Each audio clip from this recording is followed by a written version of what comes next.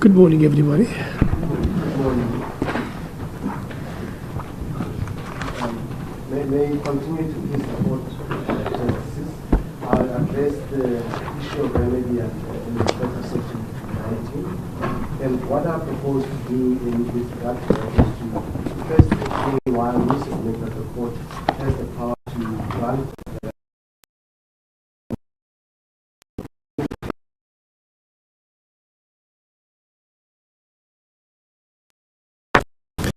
to explain that the drafting error properly the proposed remedy properly addresses the drafting error consistently with the scheme of the Act and the legislative intent, and then say why it is a suitable remedy and that it meets the three guardrails that our learned friend Ms. Pillay dealt with on behalf of the DA, and why the additional problems that the DA raises lack merit. I must be clear at the outset, we are not asking for the court to suspend any declaration of invalidity in respect of section 19, 2 and 3. That's not what we're asking for. There was a suggestion for that remedy in the Minister of Public Works' explanatory affidavit, but as my learned friend Mr.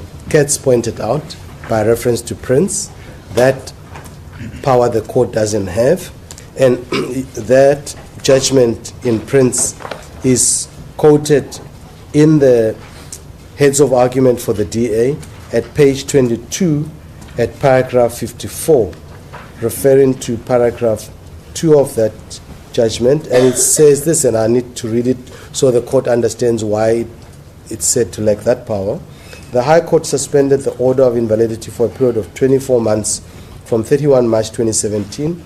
It said that that was to allow Parliament to correct the constitutional defects in the Drugs Act and Medicines Act set out in the judgment.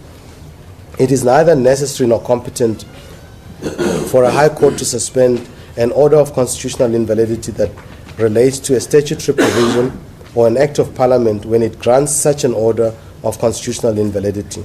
It is unnecessary because Section 172(2) of the Constitution provides that an order of constitutional invalidity has no force unless it is confirmed by the Constitutional Court. That means that any order of constitutional invalidity of an Act of Parliament or a provision of an Act of Parliament made by a court other than this court, meaning the Constitutional Court, does not take effect for as long as it has not been confirmed by this court. Such a suspension order is incompetent because it purports to suspend the operation of an order that is not in operation in any event. That order of invalidity is not in operation because of Section 172(2) of the Constitution, which I have just quoted above. So we don't take issue with that, and we don't ask for a suspension remedy. But you will see that that court in that judgment doesn't say this court has no other power to consider a just and equitable remedy under 172(b) following upon a declaration of invalidity. It's only limited to suspending the declaration because there's nothing to suspend in effect, even if this court declares the section invalid. What we're asking for is a reading in, which, as the National Coalition case explains, which we all refer to, it's really related to the reading in. They're interconnected because you're taking out a word and replacing it with a phrase or a provision. And Prince does not address that point and does not preclude this court's jurisdiction, which is confirmed by Section 172(2) of the Constitution, because that section says when any court, and this is a court, when any court declares a provision invalid or deals with any constitutional matter, after a declaration of invalidity, it must turn its attention to what a just and equitable remedy would be in the circumstances. But we also say that even if our learned friends were to persuade the court that all you need to do is to declare Section 19 invalid and you can't engage in any other just and equitable remedy, that it would be appropriate for this court to express its views on the reading in remedy, because when the Constitutional Court ultimately decides whether to confirm the declaration and what just and equitable remedy it should grant, it would have the benefit of this court's views, which the Constitutional Court always asks that courts do, because it is otherwise it becomes a court of first and last instance on the particular issue. That's the first point. That addresses why this court can competently consider and grant the reading in remedy. Then the second point, the second thing that I need to persuade the court on is that it meets the three guardrails that the DA referred to. You'll recall that is that the proposed remedy must be sufficiently precise, firstly, and that the court can only do so if it is clear that there's no range of other suitable alternatives. It's no good listing 10 alternatives. There must be suitable alternatives as to concern the court. If it is clear that there are 9, as they have suggested, but only one alternative is a suitable alternative consistently with the statutory framework, that is the only alternative. The others are there just simply for the mention and to create the impression that there is a wide choice for the legislature. The third point was that the remedy must give effect to the legislative scheme and the legislative intent, and must not in that way require much textual surgery that is in conflict with the statutory scheme, because you're not legislating, you're not making a policy choice for the legislature. You're saying we can see the error and we can see what you wanted to provide for. We can see it from the scheme of the Act, and the proposed remedy is in line with that scheme. Then you're not intruding into the legislative role against the separation of powers. You're staying in your lane to give what an effective, just and equitable remedy should be. And before I go into the detail of the proposed remedy, it's important to highlight the principles that the Constitutional Court highlighted in National Coalition. Because even though our learned friends for the DA refer to a number of other judgments, such as Arena Holdings and EFF and NA and Dawood, all of them restate those principles. The principles were properly and fully stated in National Coalition. And we have quoted from National Coalition in our main heads of argument at paragraph 75 and underlined what we believe are appropriate guidelines for purposes of the reading in remedy that you're concerned with. 73, quoting from the judgment, at paragraph 73 it says, having concluded that it is permissible in terms of our Constitution for this court to read words into a statute to remedy unconstitutionality, it is necessary to summarize the principles which should guide the court in deciding when such an order is appropriate.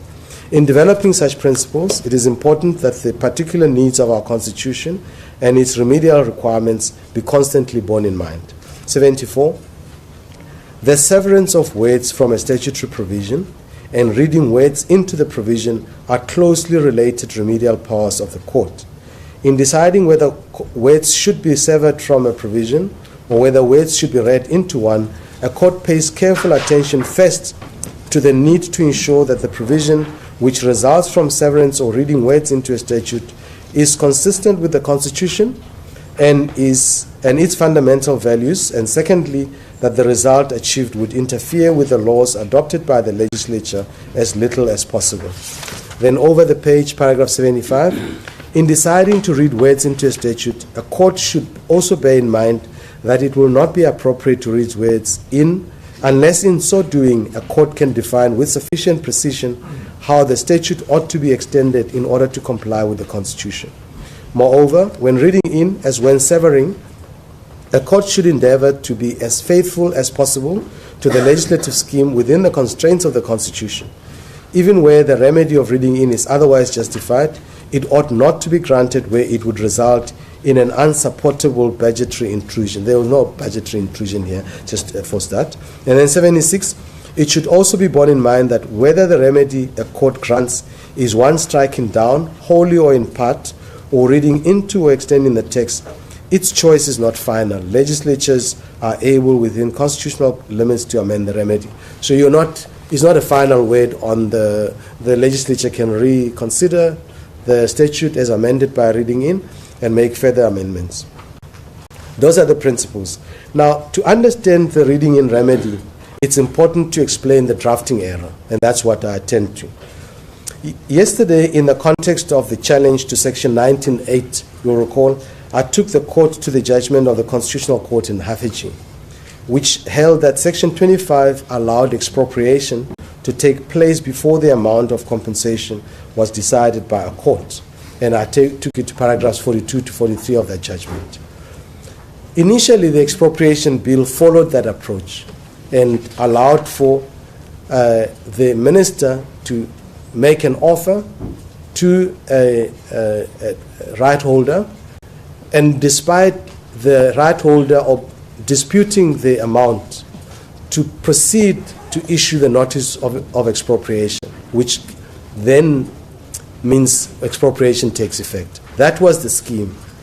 And so it was in the context of that scheme that Section 19.2 and 3 used as the trigger event for the period for going to court to start running from the notice of expropriation, because you would not have had to wait for the court to determine the amount. If it's in dispute, you would simply carry on with the expropriation by issuing the notice of expropriation. And so what Section 19.2 and 3 then provided for was, upon the issuing of a notice of expropriation, and expropriation takes effect, the person aggrieved by the compensation amount can approach a court within 180 days if they're acting personally, or if they want the expropriating authority to assist, they had 90 days to ask the expropriating authority to institute the proceedings, and in that 90 days, the expropriating authority had to start the work, and those proceedings would have to be instituted within 180 days. There is a fundamental principle of constitutional law which was upheld by the court in the judgment we handed up yesterday. Why you have 180 days, which is 6 months, similar to Paja, is because the person who is aggrieved by the offer to expropriate has to gather sufficient material, get legal advice, and prepare an application to court. So you need to afford sufficient time for them to be able to get into court in the 180 days. The judgment I'm referring to, we added in our bundle of authorities. I think we handed it up in loosely. It's Bruma of Social Development.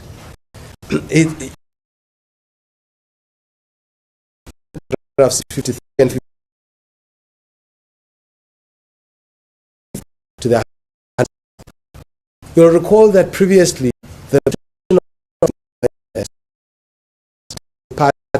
to approach a court when your request for access was refused and your internal appeal was refused. But it provided for a period of 30 days to approach a court and not 60 days as in Paja. And in Broma, these were journalists, investigative journalists, asked for information from the Minister of Public Social, refused the access, they appealed, and the appeal was refused. They came to this court to access, to get a court order access. One of the complaints was to challenge the 30-day period because they came to court after the lapse of the 30 days. And they argued that 30 days was not sufficient and breached their right of access to court by giving them limited time frame, and that the fact that the time could be condoned was not good enough. The period prior to condonation must itself be sufficient to allow for access to court. I must say we won in the High Court here, and the Constitutional Court set that back and said that section in 53 and in paragraphs 53 and 56, 30 days was not sufficient because it didn't allow for sufficient time for a party to prepare their case to go to court, and the period must be 60 days comparable to Pacha as a guideline. So the reason I highlight this point up front is when I come to the content of the remedy, you'll recall that there was a suggestion. One of the alternatives is you can replace notice of expropriation with notice of intention to expropriate. If you do that, you will see that you cut down the time for the party to consider the offer, you cut down the time for mediation, eventually you cut down the 180 days, meaning that the result becomes unconstitutional. So that can't be a suitable remedy. So I'm just crossing that out at the upfront. But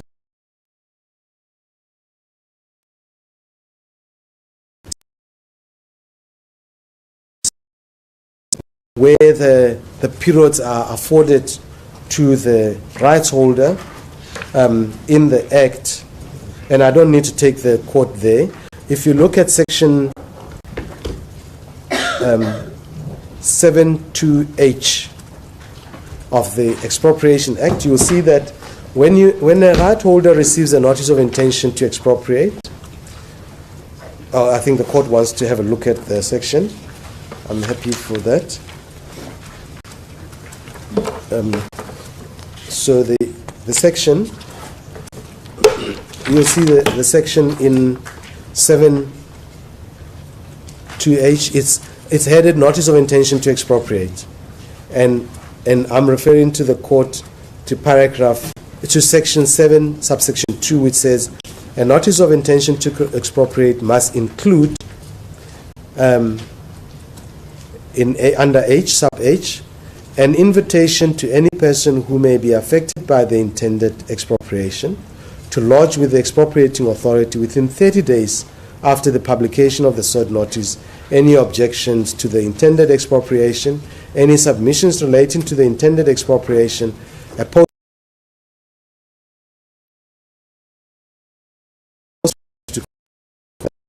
and the preference of official language for further written communication. So if you use notice of intention to expropriate as the trigger event, they lose the 30 days. Or you take the 30 days off from the 180 days. So you already have a problem. And then if you look at section 19.1, you'll see that section 19.1, that's the section dealing with mediation and determination by court. 19.1 says, if the expropriating authority and a disputing party do not agree on the amount and manner of compensation, they may attempt to settle the dispute by mediation, which must be initiated and finalized without undue delay by either party. So if you make notice of intention to expropriate, the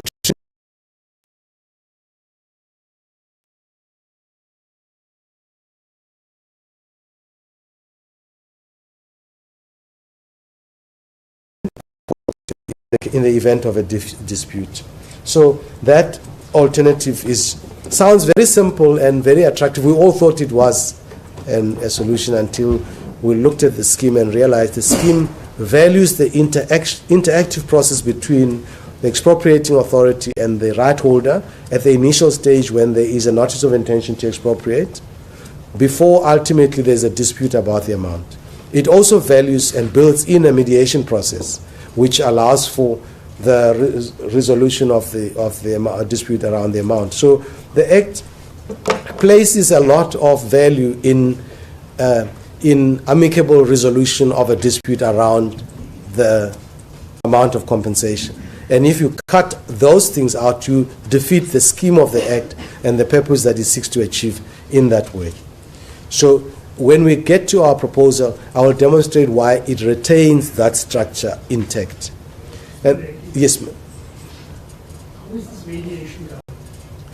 The mediation currently, all the Act says is it must be done promptly by either party. But Justice Saldana pointed out at the outset that these are detail that may be regulated by rules. But in fact, the minister has powers to make regulations which he can make to regulate the time frames, because under regulation, let me just refer the court to the relevant regulation, regulation 26(1)b. It gives the minister the power by notice in the Gazette to make regulations regarding, under sub B, any ancillary or incidental administrative or procedural matter that may be necessary for the proper implementation or administration of the Act. So that is easily curable by the minister making regulations and saying, if there is a dispute, if a right holder disputes the amount of compensation and intends to go to mediation, they must do so within 30 days of them giving a statement saying they dispute, and the mediation must be completed within a particular time frame. And so that's the one problem that the DA raises, which can be solved by regulation. The second problem they raise is, but how do you know that the mediation has terminated? Well, mediation is consensual. So if one of the parties says we're withdrawing or the mediation is not fruitful, the mediation terminates, and usually those who conduct mediations know the mediator issues a report, a closing report saying the parties attempted mediation and mediation has failed. And then that triggers the ability for parties to go to court. Justice Saldanha Injustices is not a unique provision, because under the Intergovernmental Framework Act, even under Section 40 of the Constitution, organs of state which are governed by Section 40 and are governed by the Intergovernmental Frameworks Act are not permitted to come to court when they are in dispute until they have attempted to resolve their matter through mediation. Generally, they get a facilitator to mediate, but that section doesn't say the mediation must start on this day and must end on that way, the mediation must be terminated in this way, because there is a general understanding of how mediations get terminated. Relevant for us, but the issue of cost is always been raised to regard to legal representation and litigation. Who pays for this mediation? I beg just. Who pays for this mediation? The section doesn't say, but maybe the minister can deal with that in regulations. But I would assume that in line with the spirit of Section 19.3, where if you're disputing and you want to go to court, you can ask the expropriating authority to be the one to assist, that the state would bear the burden where appropriate, in appropriate circumstances, to make the mediation facility available for the disputing party. So if it's an indigent person, for the state to facilitate the mediation, which would include payment for the venue, the mediator, and the like. Otherwise, that right would become nugatory because it wouldn't be capable of being facilitated. And our courts have spoken on this. In Magidingwani, I think Magidingwani dealt with the right to legal representation in commissions of inquiry, and the Constitutional Court affirmed that in appropriate circumstances, the state must fund the representation before a commission of inquiry if that process is to be fair. So we submit with respect that those are things that can easily be addressed, and the constitutional standard we submit would require the state to assist and make that facility available. Against that, perhaps the one other section I must point out, it's section 7.4a Roman 3. Before I come to the act itself, to the proposed remedy itself, that section you will see there's 7.4a Roman 3.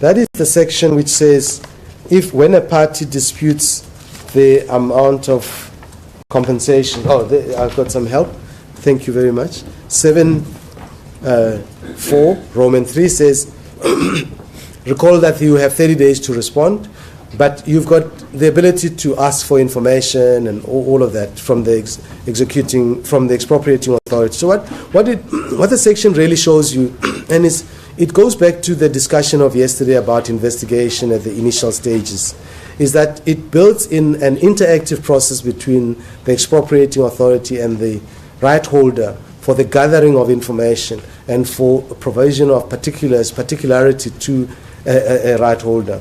Then, having given you the opportunity to say whether you dispute or not, 4A Roman 3 says, a person responding to a notice contemplated in sub 1, that is the notice to expropriate, of intention to expropriate, within 30 days of the service or publication of the notice must, A Roman 1, state whether he or she accepts the offer, deliver to the expropriating authority a written statement. I wish the court could underline that written statement, because that's where the president had made a typing error or reference error in the initial proposed remedy in the answering affidavit, referring to a notice as opposed to a written statement, and also referring to Roman 2 as opposed to Roman 3. But both the President and the legislature eyed them that the relevant provision is 4A Roman 3.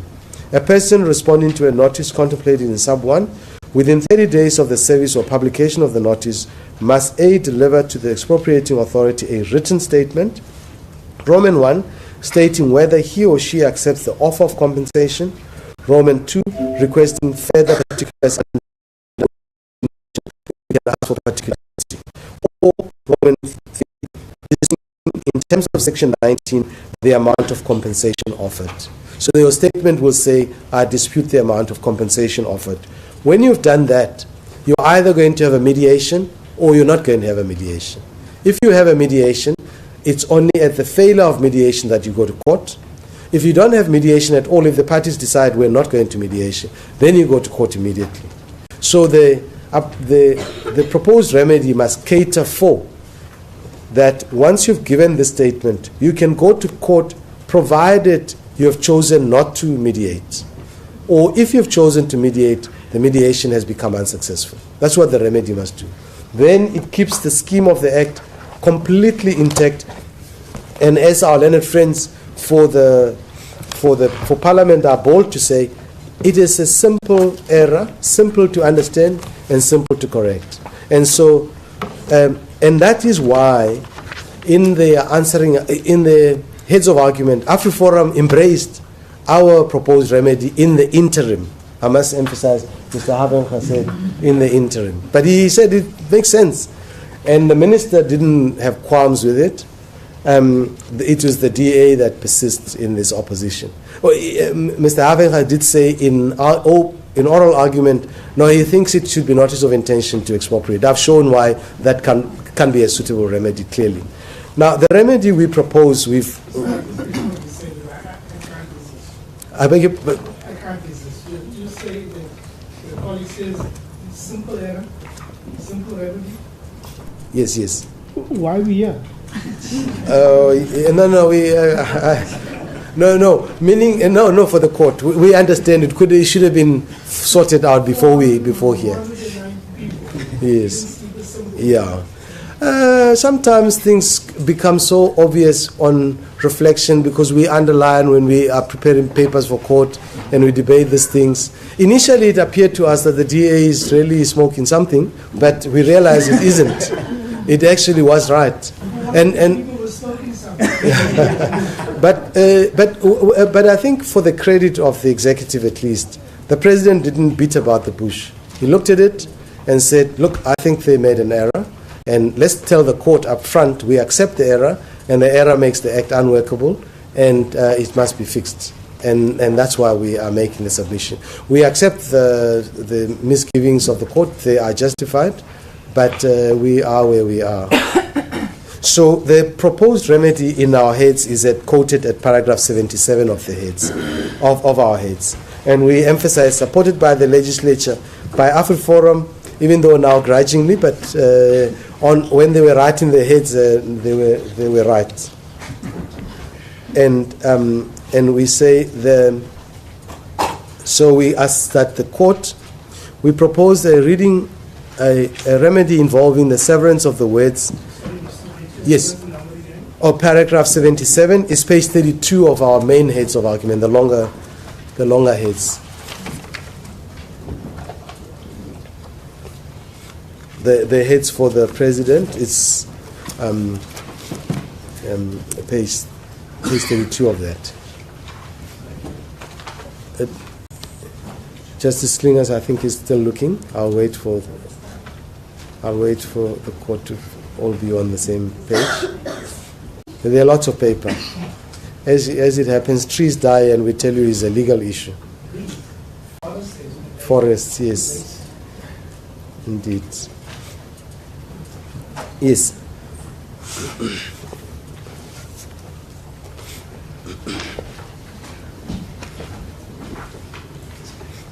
I think I'm still within 30 minutes when I finish this paragraph.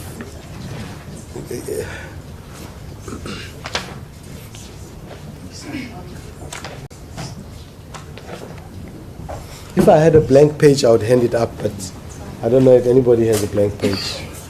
Sorry, not blank page, unwritten page, and a clear page on that. I can tear out just Slinger says. Yes, thank you.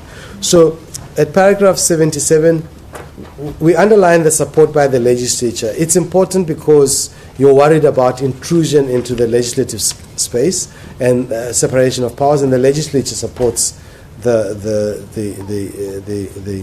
proposed remedy, and the executive supports the only branch that must decide is the court. Otherwise, all the branches are agreed, all the branches of the state, so to speak. The President's proposed a remedy involving the severance of the words of the notice of expropriation in section 19(2) and 3, and the reading in of the underlined words. And the underlined words would read like this. The section would read like this with the underlined words: if the expropriating authority and disputing party do not settle the dispute by consensus or mediation, either party within 180 days of the date. Thus far, that is how the section reads.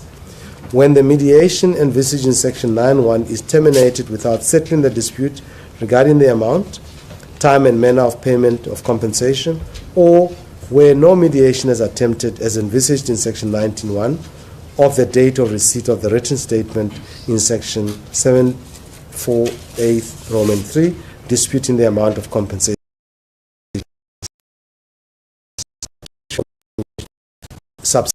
There's nothing new in subsection that's added to subsection 3 is a repeat of that. So that we submit solves the problem and doesn't generate the problems the DA has submitted. I must say, and we say this with respect to our learned friend Ms. Pillay, she didn't then say of the 9 or 8 other alternatives, look at each one of them, they are also consistent with the scheme of the Act. They are suitable. We submit they are all not suitable because they cut down on the time frame. They create uncertainty in the scheme of the Act.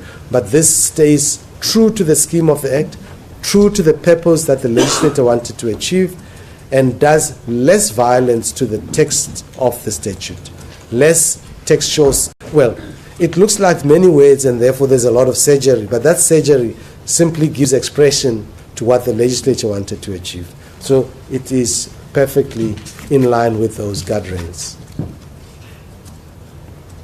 I pause here for questions, but otherwise these are our submissions in the 30 minutes plus 2 perhaps. Yes.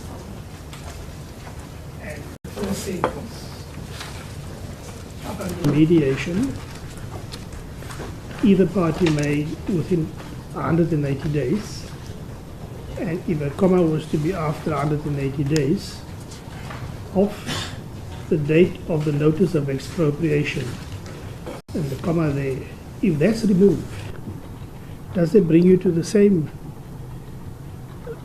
position? So all you do is you take out off the date of the notice of expropriation, institute proceedings in a competent court. So without adding any words. So we take out, I just want to cross out. Okay, just really, it's a midnight thought. Yes, absolutely. It's number 10 for Ms. Miller. Yes. So within 180 days, comma, of the date of the notice of expropriation is removed, and then it continues institute proceedings. Why is there a need so it doesn't. Yeah, it may flow from one that's what you that must run from the end of mediation. Well, it's not only mediation, because it says the parties do not settle the dispute by consensus or mediation. Either party may. Yeah. That seems the midnight thought mark. Sorry, that's. But all you're doing is that you're giving specificity. Yeah, we are giving specificity. And if you read it in context of one, and the previous sections that you referred to, is there a need to add any words in? That might be the solution. So you simply strike out the offending words, and you've solved the problem. Justice Saldana, that just shows why, although it's a simple error, it does take reflection to see it and resolve it. So for the 490 people, this room also hasn't seen it until Justice Saldana proposed it. Until the midnight clock. Until the midnight clock. But is it necessary to add the words in? If it's sufficiently if it works without context. the offending words, then it's not necessary. If it works without the offending words, it's not Does necessary. it work without the offending words? I don't know. If it doesn't work and leaves anything vague, then you need the specificity. So it's just, but either way, you're not cutting down on the 180 days, which is the principal issue Yes. that we want to retain, and you're not taking out time for consideration and time for mediation. If it works either way, either you have the specificity or you don't have the specificity, as long as it achieves that purpose, then it would be an appropriate remedy. And I'll leave it to my other more brighter. Well, I just raised it. Yes.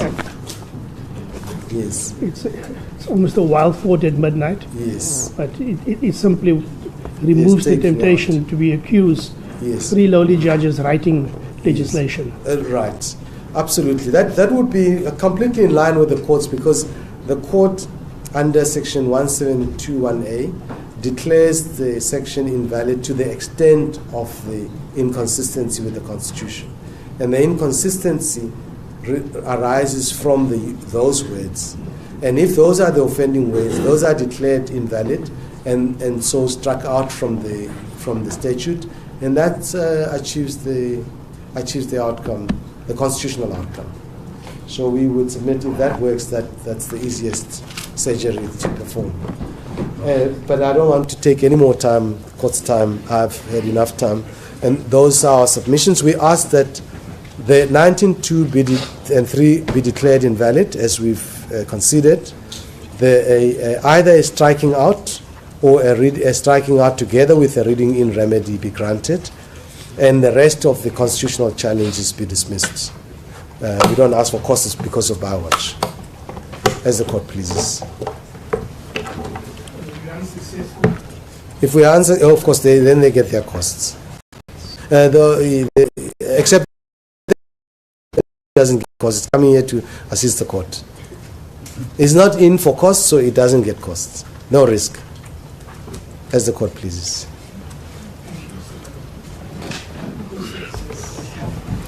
Thank you, Justices. If you could just give me a moment to arrange my files. Thank you.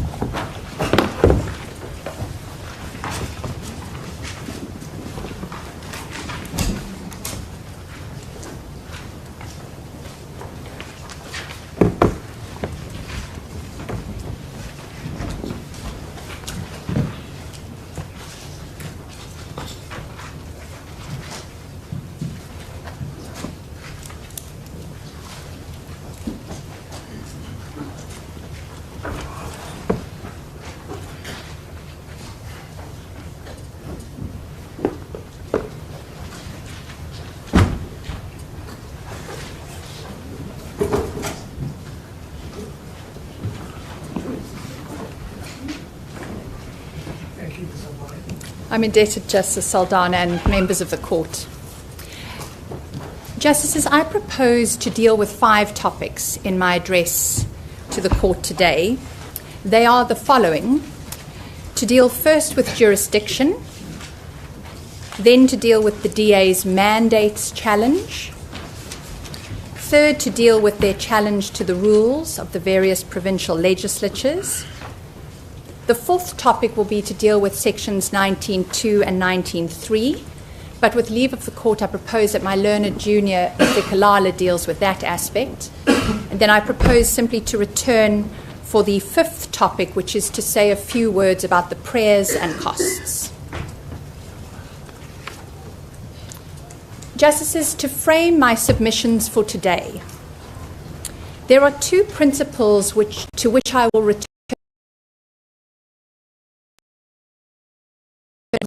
matter. We know that the Constitutional Court in Barvis has said precision in pleadings is not pedantry. But as I will show this court on an issue of jurisdiction, it is not only not pedantry, it is dispositive. And the second important theme is that matters of jurisdiction are not technical. They are in fact matters of profound significance because they are about a competence of a court to weigh at all the merits of a case. So significant is jurisdiction that if a court lacks jurisdiction and nonetheless gives a judgment and order, our law says that is a nullity. There are very rare things in our law that are nullities, given the remedial powers that our Constitution gives courts. But the one thing that is a nullity, that the Supreme Court of Appeal confirmed in Motala remains a nullity, is any judgment and order given by a court that lacks jurisdiction. The issue is technical, it simply is not. It goes to the core competency of this court to entertain the DA's case at all. My learned friend for the DA, Ms. Pillay, said that the DA was almost surprised that the legislatures had taken this point, almost suggesting that it was somehow obstructive because part of the argument goes, this matter will go to the Constitutional Court in any event for confirmation. So why do we quibble now about the absence of jurisdiction of this court when any order of invalidity must go to the Constitutional Court, which has nationwide? The problem is that if jurisdiction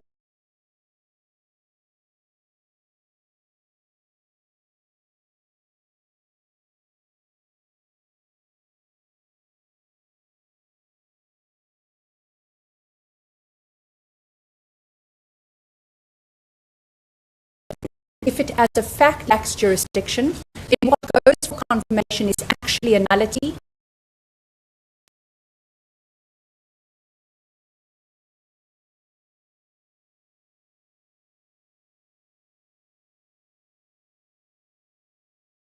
My argument, I hope, why this case doesn't get out of the jurisdictional starting blocks for the DA. Justices, there's another important overarching point about the background to this case. You would have seen in our heads of argument early on, we have a very long footnote. It's a footnote of all the recent litigation that the DA has been engaged in. I think in our heads of argument, we refer to it as a prolific litigator. I say that for a reason of importance in this case. And to use the words of the Constitutional Court, the one thing the DA is not is an indigent or bewildered litigant adrift on a sea of litigious uncertainty. It litigates often. It is now sitting in government. It makes choices when it litigates.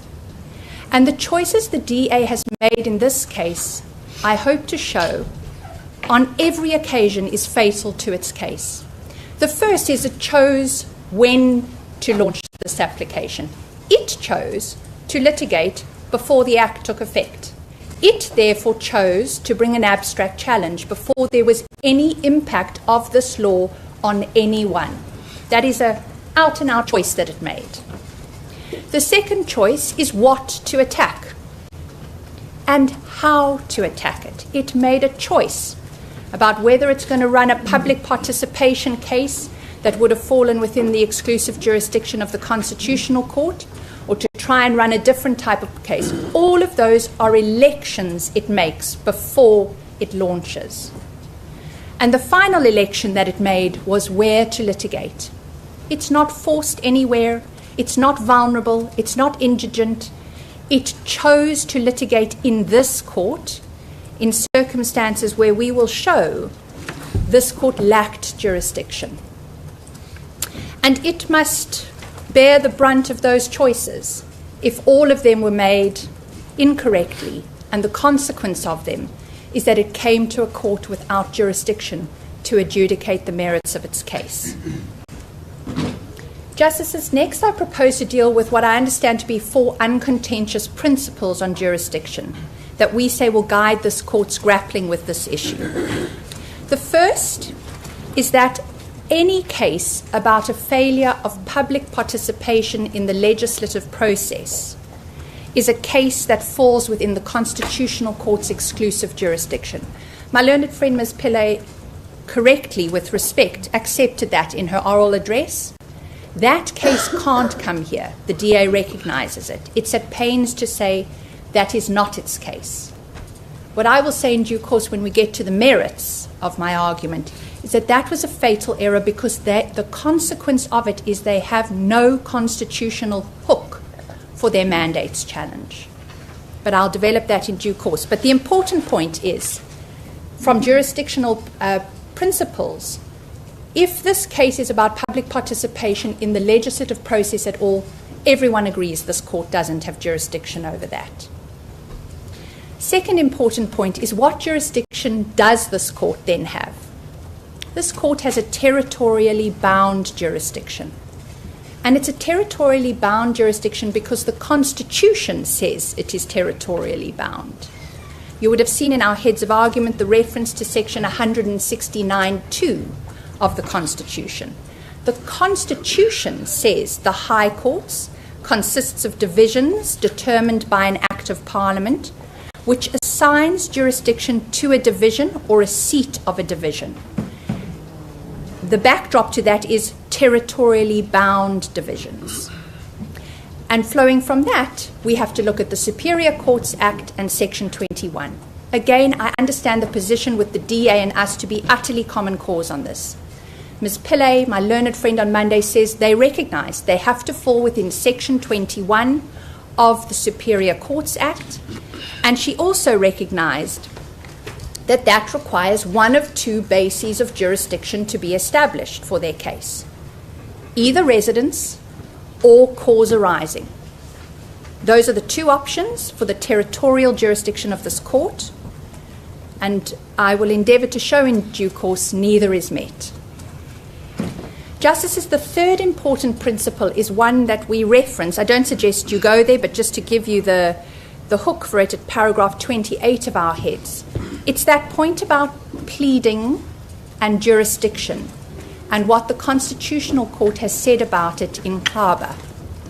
What the Constitutional Court said there is the following. In the event that jurisdiction is challenged, the applicant's pleadings are the determining factor. They contain the legal basis of the claim under which the applicant has chosen to invoke the court's competence. And that was reaffirmed in the more recent decision of the Constitutional Court in the Zuma case involving the special leave of Minister Mqunu. There, the pleaded case for jurisdiction comprised 2 paragraphs. The Constitutional Court went there and found that that pleaded case was inadequate to invoke its jurisdiction, and it found that it lacked jurisdiction to entertain that case. So the emphasis on that point is that the Constitutional Court has remained firm to that guidance in Kaba. There are other circumstances where the court is more accommodating of deficiencies in pleadings, but on jurisdiction, you go to the pleadings, you see the case that the applicant has elected to make for the court's jurisdiction, and in the words of the Constitutional Court, that will be the determining factor. And Justices, the final and fourth point governing, which I also take to be common cause, is the point I made earlier. Absence of jurisdiction renders a judgment and order a nullity. So much so that our courts have held that an appellate court can mera motu raise an absence of jurisdiction and the concomitant nullity of the court of first instance judgment. Just a reference for that proposition is the case of the Wave Dancer. It's an appellate division decision, 1996, 4 South African Law Reports, 1167 at 1173J to 1174D. Justices, that's the background and framing to the argument on jurisdiction today. From those 4 principles emerges what I submit is the first problem for the DA. And that problem relates to 2 new arguments for jurisdiction that we heard in the course of this week. The first is an argument about submission and consent to jurisdiction, and the second is an argument about the impact of the transfer of the AfriForum case for this case's deficiencies in jurisdiction. Justices, those 2 new arguments can be dispensed with in one breath because they are not pleaded grounds of jurisdiction anywhere in the DA's papers. There was an opportunity for the DA to make either of these cases in its papers. The reason I say that is because the answering affidavit of every one of the legislatures for whom I hold a brief today took jurisdiction fairly and squarely. To make out a pleaded case for submission as a basis of jurisdiction or transfer as a basis of jurisdiction, the DA had to plead that somewhere in its papers. It did not. The consequence of that, yes. So, in the answering of in the replying had there been a consolidation? Justice Sodon, I'm indebted for the question for 2 reasons, in fact. The language of consolidation was used yesterday when this issue of what the transfer meant was used. There was no consolidation. That's quite an important point for an argument I'll come to in a moment. It is merely that these 3 cases are being jointly heard today. Consolidation has a much greater significance. Evidence in the one case is none of that has happened. All that happened is we've got 3 cases for convenience jointly heard this week in this court. But to get the timeline right, if I may, because again the timeline is going to be important. What happens is the DA launches in February of 2025. The order of transfer occurs on the 5th of May 2025. No answering affidavits are in, so no one's seen the jurisdiction point being taken yet. No one in any case. All we have at the point in time that the Gauteng court gives the transfer order is the founding papers of the DA.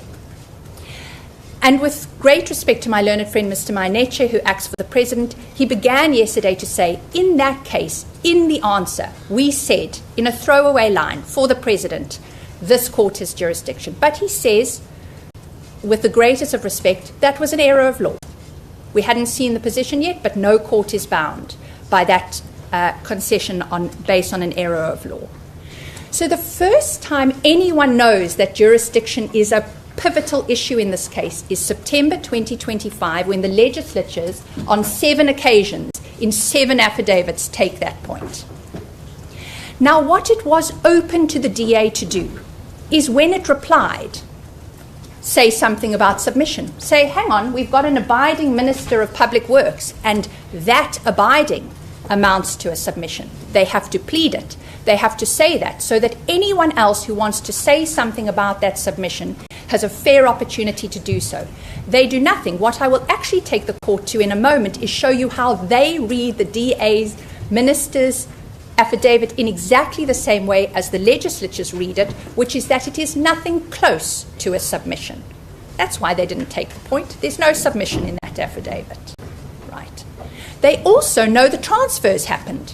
So if they wanted to cleave for themselves any life for their jurisdictional woes out of the transfer, the reply is the point to do it. Say, we've seen the complaints about jurisdiction, but we get the benefit somehow of the transfer of the AfriForum case to be heard jointly with our case, because we can reach into it, take its jurisdiction, and vest this court in our case with jurisdiction. Justices, I'll take you to the Supreme Court of Appeal decision that says that is not competent as a matter of law at all. But I'm now in the point of my argument where all I'm dealing with is pleadings. Haber says jurisdiction will be determined on the pleadings. Both of these new arguments can be dispensed with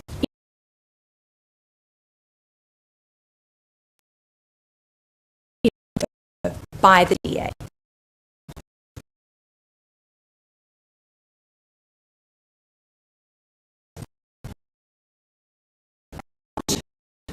Plead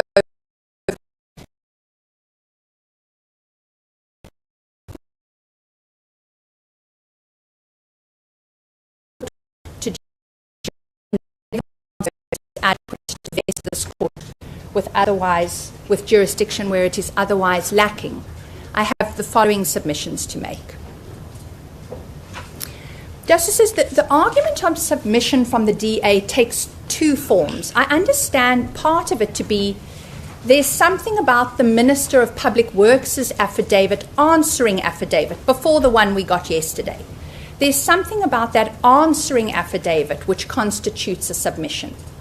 But Justices, I said I would go there, and I'd like to take the court to it now, if I may.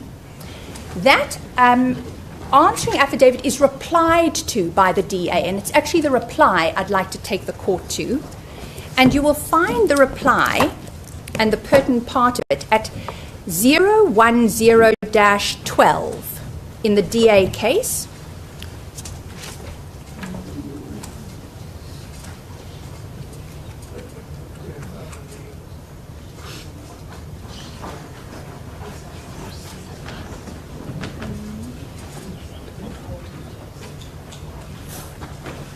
You said 10? 12. So 10-12, it's the internal 7th page of Minister McPherson, at least the DA's reply to the answering affidavit of Minister McPherson. Justices, my point is already... Apologies, of course.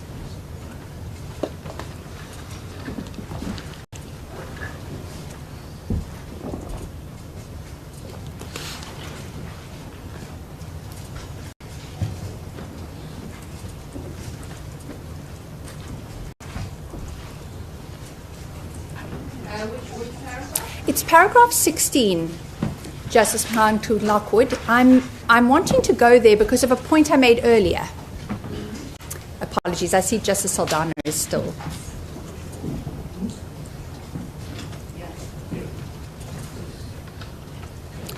And it's paragraph 16 on page 1012.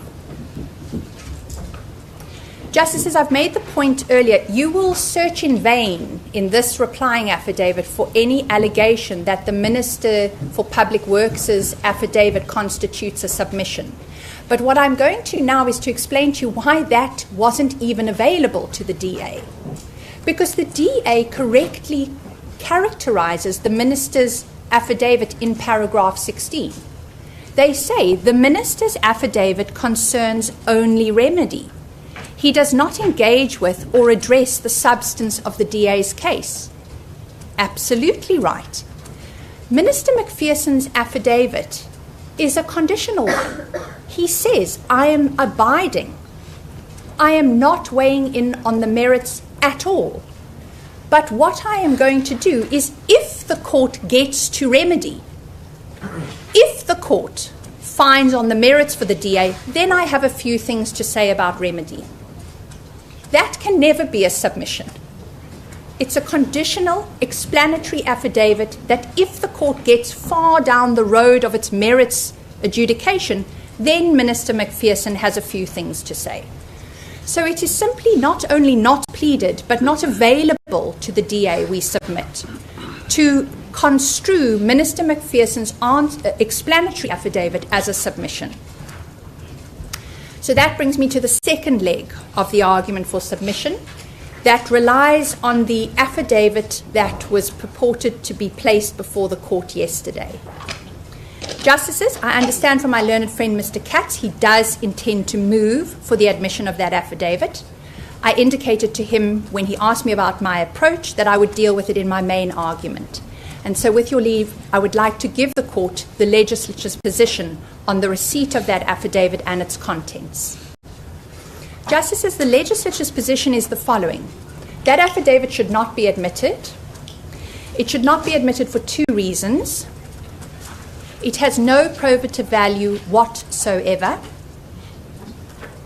and it, as a matter of law, is legally irrelevant. And I'll deal with each of those in turn.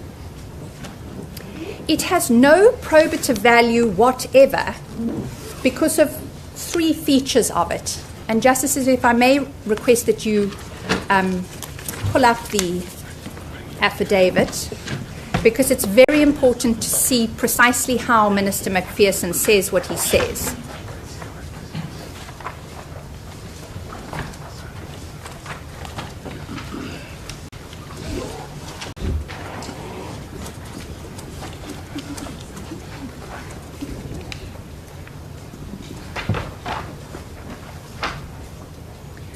Justices, I commence at paragraph 3 of that affidavit.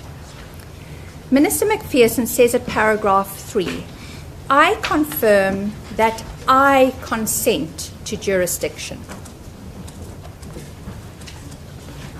of this honourable court in all three applications. Paragraph 6 over the page. I believed and still believe that this court has jurisdiction with or without my formal consent. My belief is entirely consistent with the legal advice that I have received. And then finally over the page at paragraph 9, I was and remain of the view that a constitutional challenge to national legislation, abstract or otherwise, may be brought in any division of the High Court in South Africa. Justices, there was a point with respect that Justice Saldanha made to my learned friend Mr. Katz when we had a debate about this. I think it was on Tuesday after 4 o'clock, Monday afternoon. It was the following. Minister McPherson's personal views about, well, Justice Saldanha, this is not quite the way you put the point with respect, but your point was there might have been a political call made by Minister McPherson at a point in this case. The significance of that point for the argument I'm about to make is that Minister McPherson's personal views on any of these aspects is entirely irrelevant for a very important reason of constitutional significance. Minister McPherson is only in this case because he is the representative of national government. Our case law back decades has said when legislation is challenged for constitutional inconsistency, there must be a representative of government. The courts have described it as follows. The striking down of an act of parliament affects a matter which is vital to the interests of the central government, and the appropriate official must be the responsible minister. The government must be represented by the appropriate authority, and that authority would be the responsible minister. Minister McPherson's only status in this court is to speak for national government. But, Justices, the first problem with Minister McPherson's new affidavit readily reveals itself when that point is identified. Minister McPherson doesn't say he speaks for national government, doesn't say he has squared his consent to the jurisdiction of this court with national government, and worse still, this court knows the head of the executive does not consent to the jurisdiction of this court. So quite what authority Minister McPherson purported to place this affidavit before this court remains a question. Nowhere in that affidavit does Minister McPherson say, I am speaking for national government, and national government, which is the only voice with which I may speak in this case, consents to the jurisdiction of the court. And that is why we say it has no probative value as a matter of law or evidence, because the only voice with which Minister McPherson may speak is as representative of national government. It does not matter what his views on jurisdiction are. It doesn't matter if he thinks it would be a good idea that this court can hear more cases. It matters not at all as a matter of law. And Justices, the second point is, even if it did constitute consent of the national government to this court assuming jurisdiction in this case, that would be inadequate as a matter of law. And the reason for that is the Appellate Division's decision in Venetia Mineraria. And Justices, that is a case I would like to share with the court. It's part of a supplementary bundle. We shared this with our colleagues yesterday. But it's so dispositive of this point that I'd like to be able to just hand up copies, if I may. Since essentially in the sharing mode, Yes. Mr. Katz referred to a case he Yes. provided you with Yes. regard to whether he needed The affidavit. to make an affidavit other than the assertion or Yes. the declaration on Monday morning, Minister consents. Yes. He said that was not even necessary for them to reduce to an affidavit. And that was the declaration made. He says the affidavit is unnecessary on his advice to the minister, but he did the affidavit because he thought it was necessary. So, the case he referred to, has that been shared with the court? It has certainly been shared with me. I do not know if it has been shared Well, with the court. Mr. Katz, there are no secrets in this process. If you have a case that you think is helpful to this court to arrive at a decision and issues which are being debated, then as a matter of courtesy, you ought to have shared that decision with the court. Yes, it's in paragraph 12 of that. Where is the case? Justice 12, it's in Have you handed it up?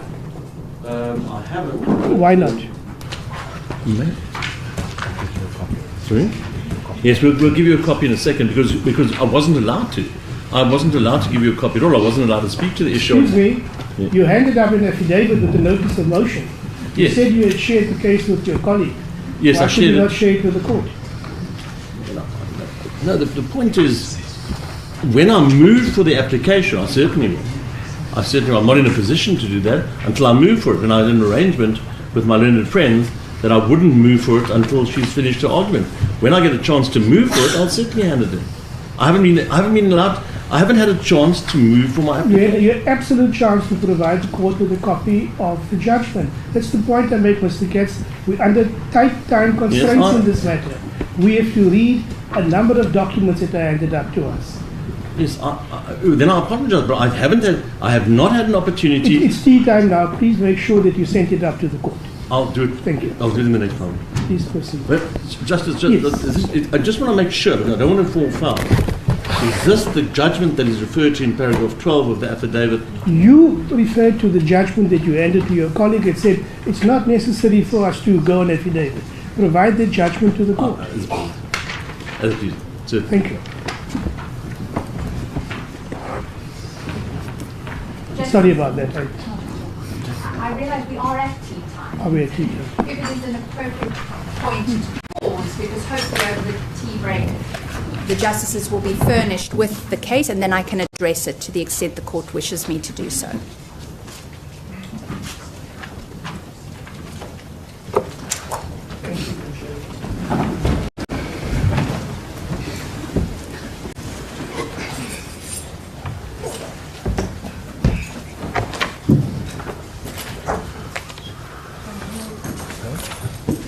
I'll sit on that side.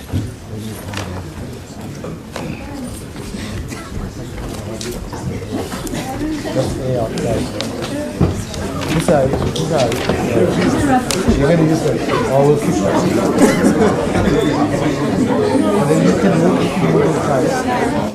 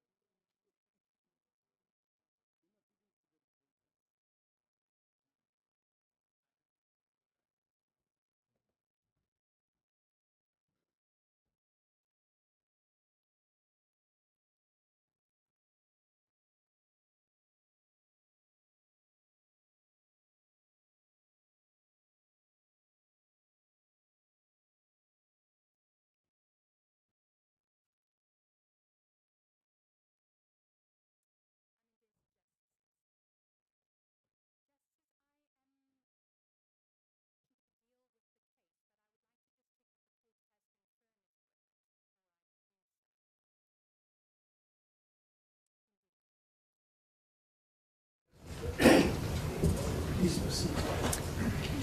Thank you, Justice Saldana.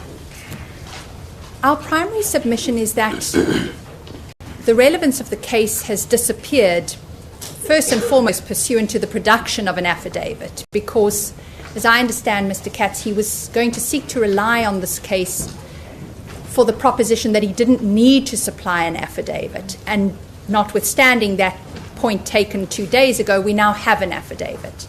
And you've heard me on why that affidavit either shouldn't be admitted or, if admitted, has no probative value nor legal relevance. But to the extent that my learned friend will want to say anything about this case, I think it is incumbent upon me to give you the legislature's attitude to its relevance. Justices, it's a case bound by its facts, as so many cases are.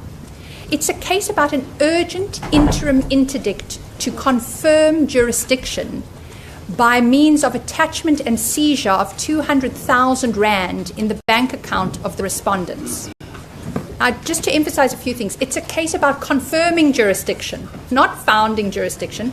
So the court already has jurisdiction, but they need personal jurisdiction over the peregrinous defendant.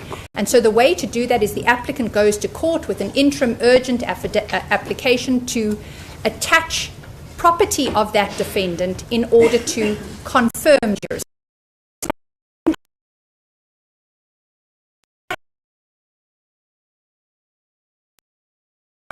Consent to jurisdiction. In that context, counsel's submission from the bar that his client consented to jurisdiction to avoid the attachment, which is a recognized basis of consent to avoid precisely the attachment that was sought, was said to be adequate. There was no reason to doubt that counsel was telling the court what he was authorized to tell the court, and they were in urgent proceedings. And that was the basis for saying consent was enough, and they didn't have to delay the urgent proceedings to obtain an affidavit to that effect. Justices, that case is so far removed from our current case that no reliance, analogous or otherwise, can be placed on it. The reason for that is our facts. This is not an urgent application. The issue of jurisdiction has been on the papers for 11 months. That was more than enough time for Minister McPherson, who wanted to do so, to go on affidavit to consent to the jurisdiction of this court. But more importantly than that, the reason why the affidavit is utterly essential in this case, and why I began on Monday morning saying the legislature's position would be we need that affidavit, is because the legislatures knew they had the head of the executive in court saying there was no consent.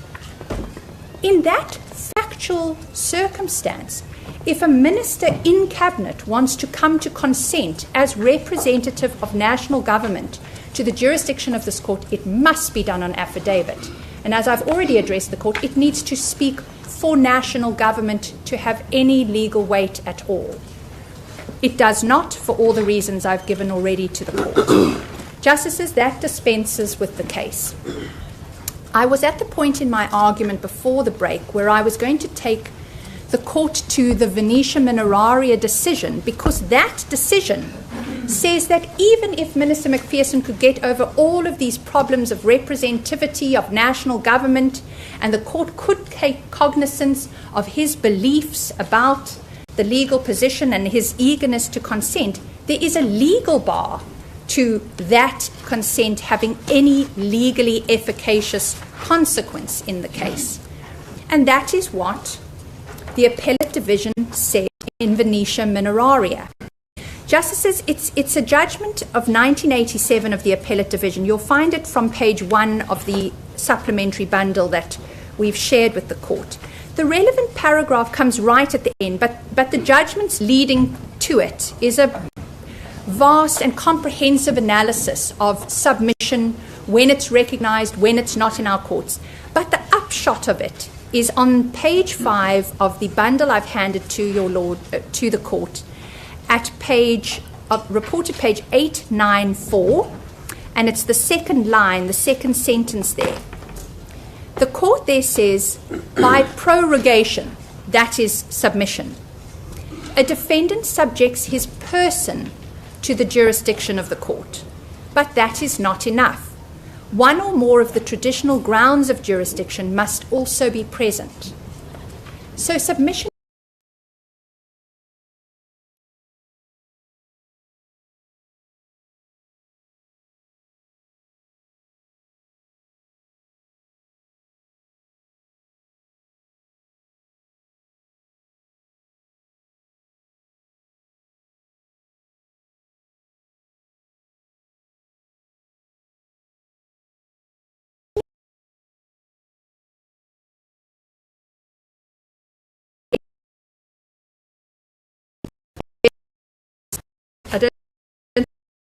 than it is expressed at paragraph 18 and 19 of that judgment.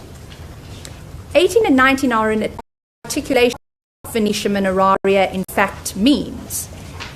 And at paragraph 18, you'll find that at paginated page 12 of the bundle. The court says the following: it is trite that parties may consent to the jurisdiction of a court that would otherwise lack jurisdiction, provided that the court is competent to exercise jurisdiction over the subject matter of the dispute. However, where a court lacks inherent jurisdiction over the subject matter, consent cannot confer jurisdiction. Then there's the quote from Venetia mineraria, and then at paragraph 19, that's actually an earlier quote from Venetia mineraria.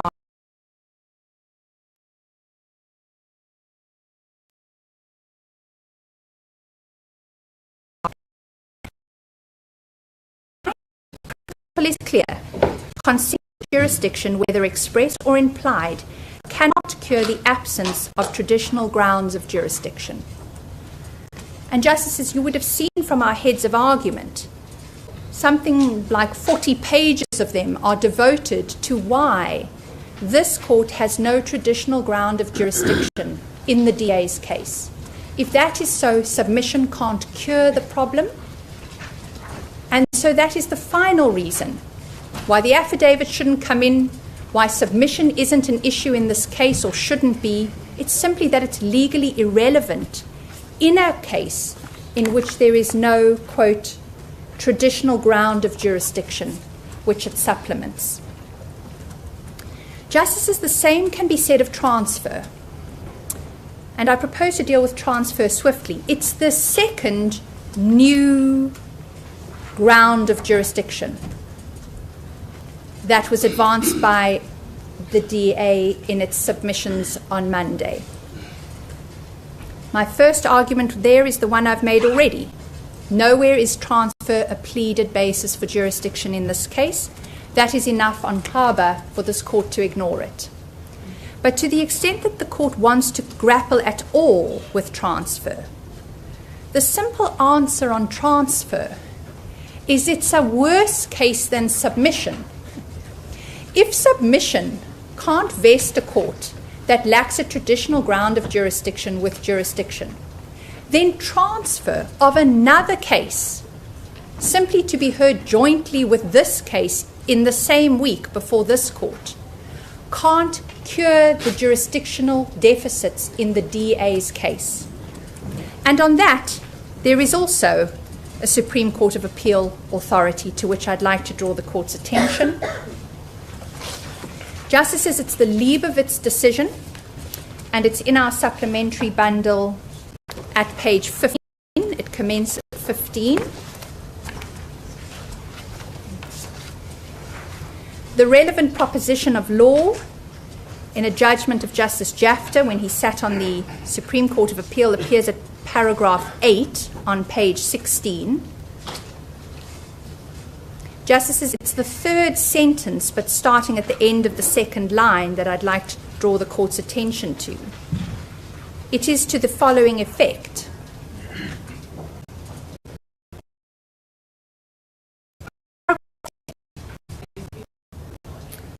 The fact that a court has jurisdiction in respect of certain legal proceedings does not confer jurisdiction on such a court in respect of other legal proceedings. That is a case involving a single set of proceedings against differently situated respondents. And notwithstanding that proximity, the wrong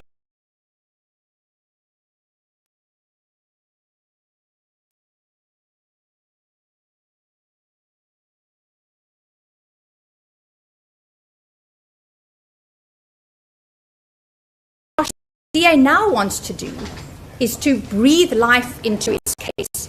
I happen to be dealing with another case, but in respect of which, if you have jurisdiction, we get the benefit of it. Our law does not permit that, and there's a simple reason why. Jurisdiction is all about election. It's the point I started with in my submissions today. Litigants, like the DA, choose when to litigate, what to litigate, and where to litigate. When they choose this court, they must give this court, in their founding papers, the basis for jurisdiction. And Justices, that takes me finally to the pleaded case. Because that pleaded case, what we've dispensed with already is the unpleaded case, the submission case, the transfer case. The pleaded case for jurisdiction lives in one paragraph in the founding affidavit, and that is paragraph 89. And I wish to take the court to it because I will keep referring back to it. Justices, I'm aware in making this part of my argument that we deal with this in a great level of detail in our heads of argument. And in the interest of time, I don't propose to detain the court there much. What I rather propose to do is to pick up on some of the points made in the oral submissions of my learned friend Ms. Pillay, so that I can bring home any concerns the court might have about the arguments we've already made in our heads of argument on jurisdiction. Justices, you'll find that paragraph in the founding affidavit at page 002-31, and it's paragraph 89.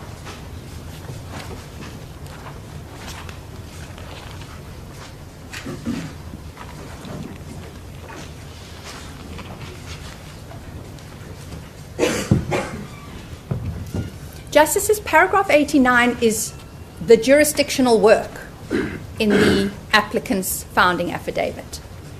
It is 5 lines long. It has 3 propositions. And before I go there, it's to recall that this case has mandates. The court is looking for in 89 is the jurisdictional basis for each of those claims. The first one is the one that grounds the mandates challenge jurisdiction on the DA's version.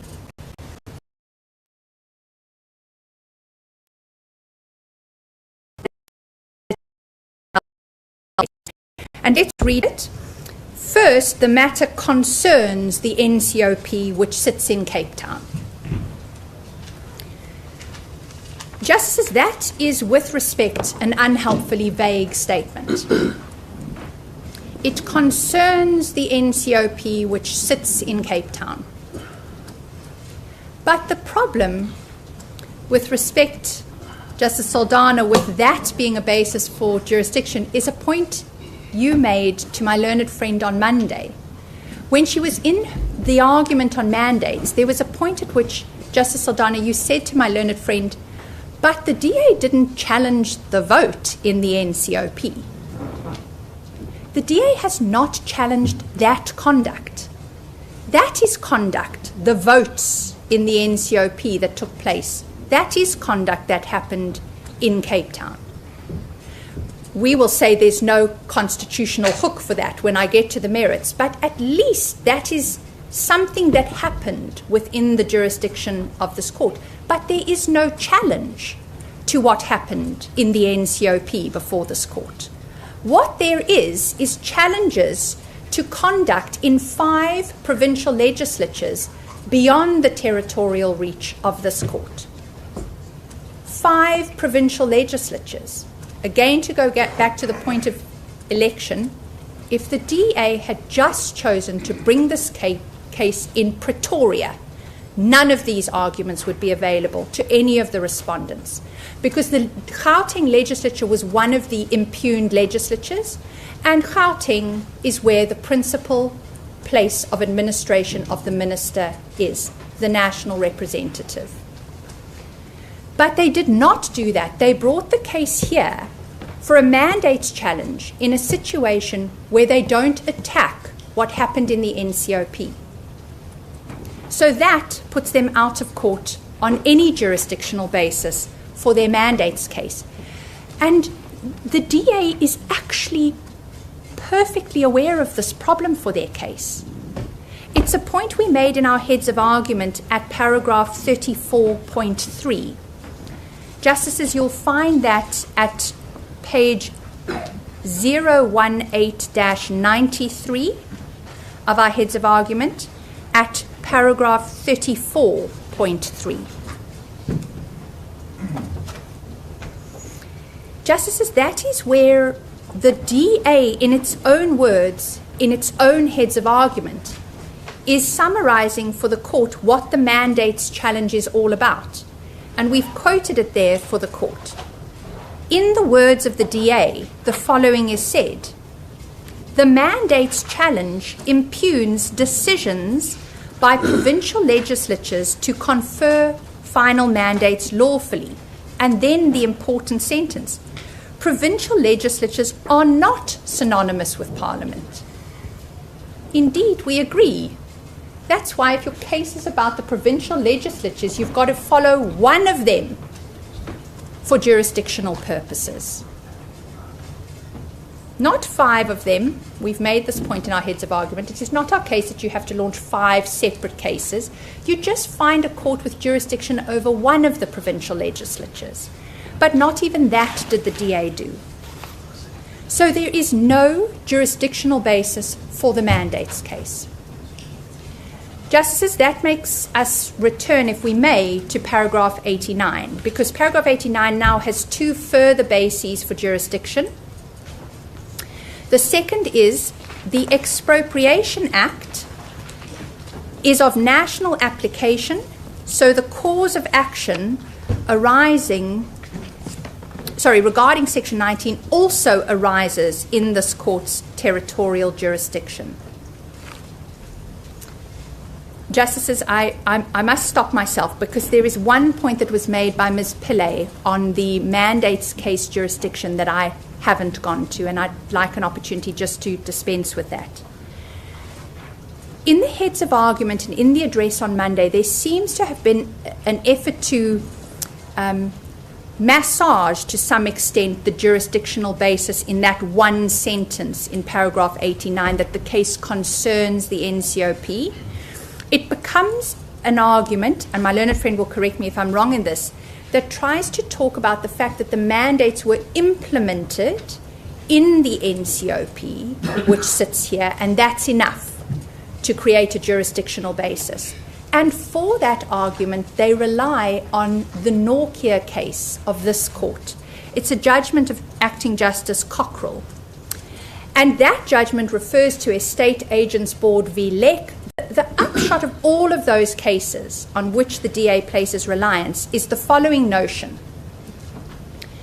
You sometimes have situations where the applicant before the court is on the receiving end of unlawful conduct that is in breach of the principle of legality. In Estate Agents Board, it's an estate agent wanting to trade and work in Cape Town who can't get a Fidelity Fund certificate out of the Estate Agents Board that sits in Pretoria. Norkia, the facts are a self-represented applicant who had applied for funding from the IDC. The IDC rejected his application for funding, so in an effort to right that wrong, Norkia approaches the public protector, asks the public protector to investigate. The public protector investigates, finds against any wrongdoing on the part of the IDC. And so Norkia comes to this court and says, I want to challenge that decision. In those contexts, this court, twice, because Leck is also a case from this court and Norkia is following it, says when you have a legality challenge like that, where the impact of the legality challenge on the applicant occurs within the jurisdiction of this court, then that could be a basis for jurisdiction. The problem for the DA with the reliance on this aspect is that they don't claim any effect on the DA, the applicant. They say something happened in the NCOP. But, to return with respect to Justice Saldana's point on Monday, no challenge to the vote in the NCOP. And despite that, they seek reliance on cases that just fall in a different category. Those are cases when the applicant says, I've been affected in my ability to trade or my ability to get a loan within the jurisdiction of this court, and that should be enough to vest this court with jurisdiction. Those are not analogous cases for this mandates challenge. And justices, with that just dispense with, if I can go to the second basis. Justices, the National Act basis, I didn't actually hear much by way of argument from my learned. I hope to briefly deal with the Minister's office, because she did spend some time on the Minister's office. The short answer on the National Act being a sufficient basis is really what the DA says in its own following paragraph of the founding affidavit after paragraph 89. Paragraph 90 is the undoing with respect of this ground of jurisdiction, because 89 says the Expropriation Act is of national application, so the cause of action regarding Section 19 arises in this court's territorial jurisdiction. But then they go on to explain, as they must in paragraph 90, this application, in respect of that challenge to 19.2 and 3, does not rest on any factual matrix. It is not the case that someone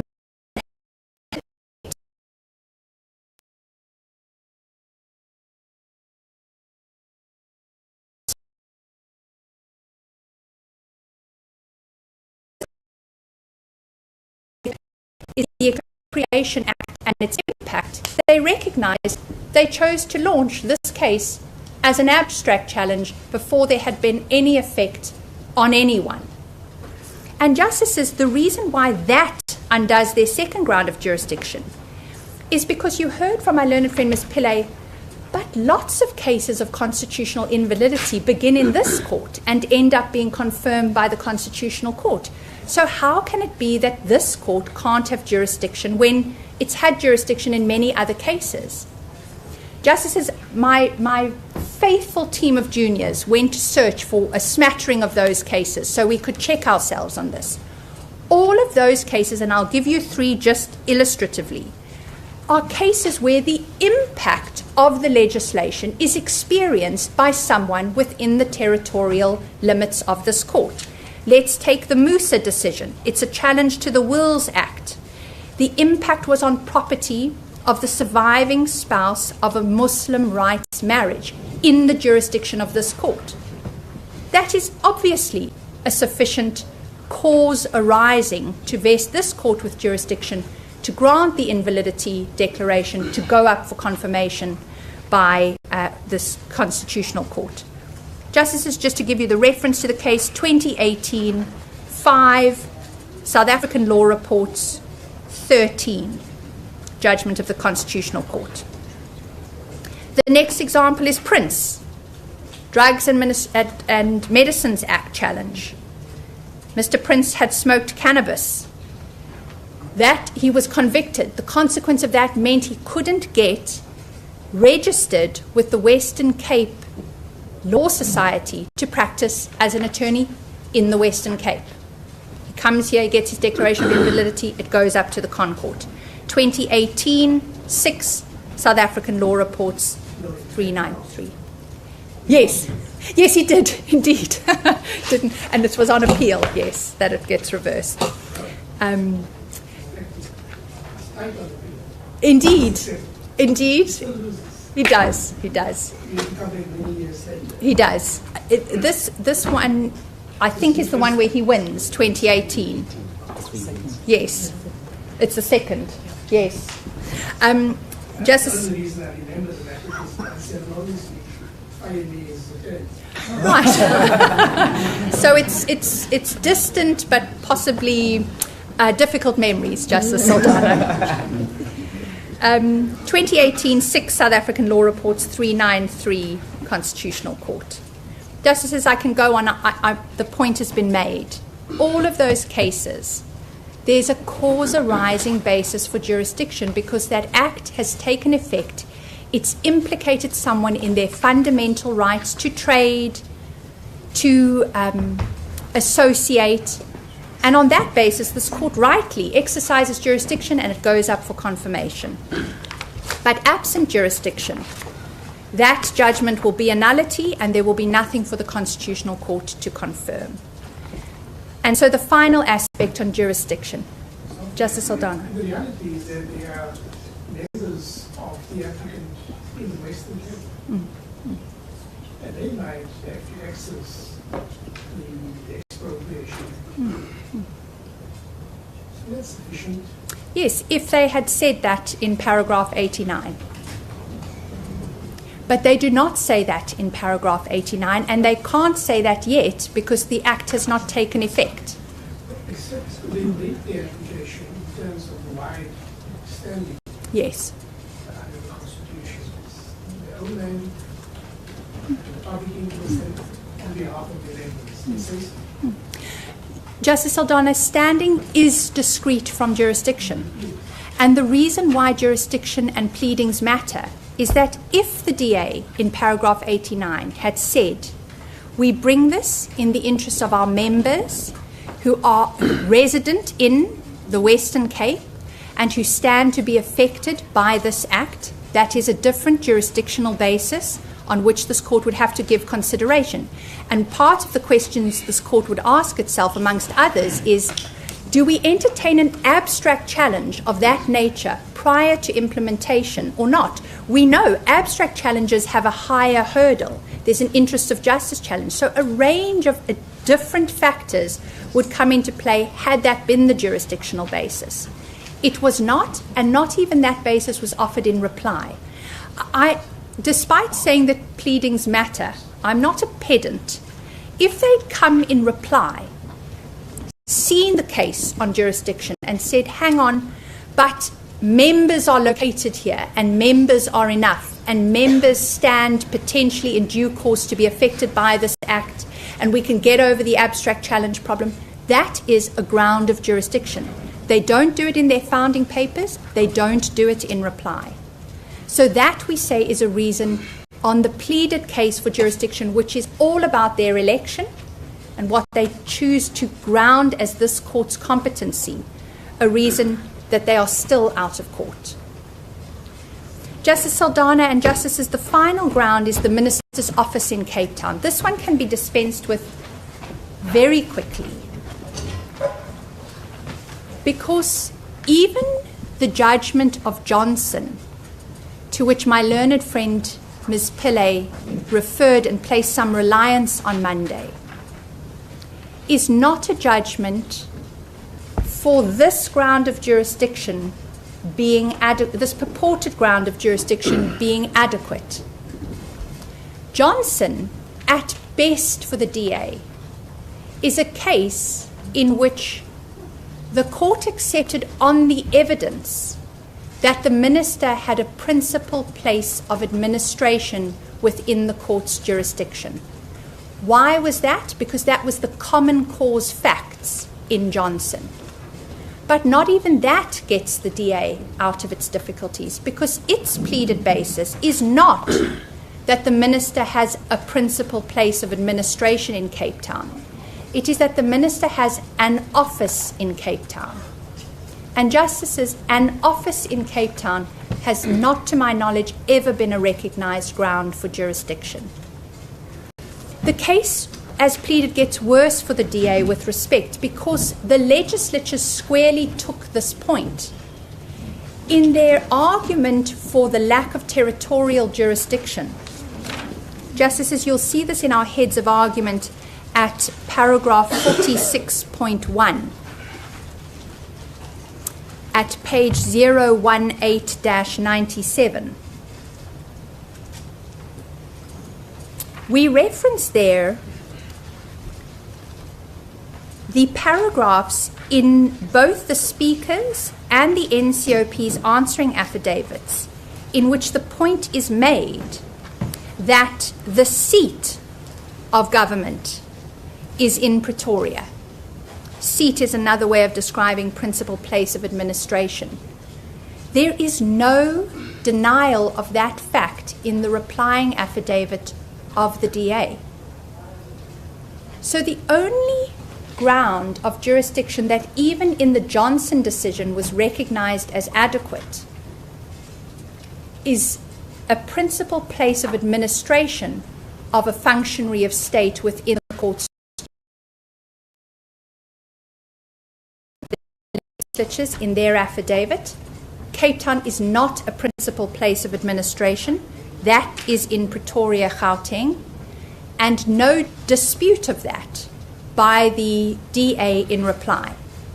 So the common cause evidence before this court, again, pleadings matter, is that the principal place of administration is Gauteng, no counter to that on the evidence by the DA, the only asserted basis is office, and no law of which I'm aware that says office is adequate.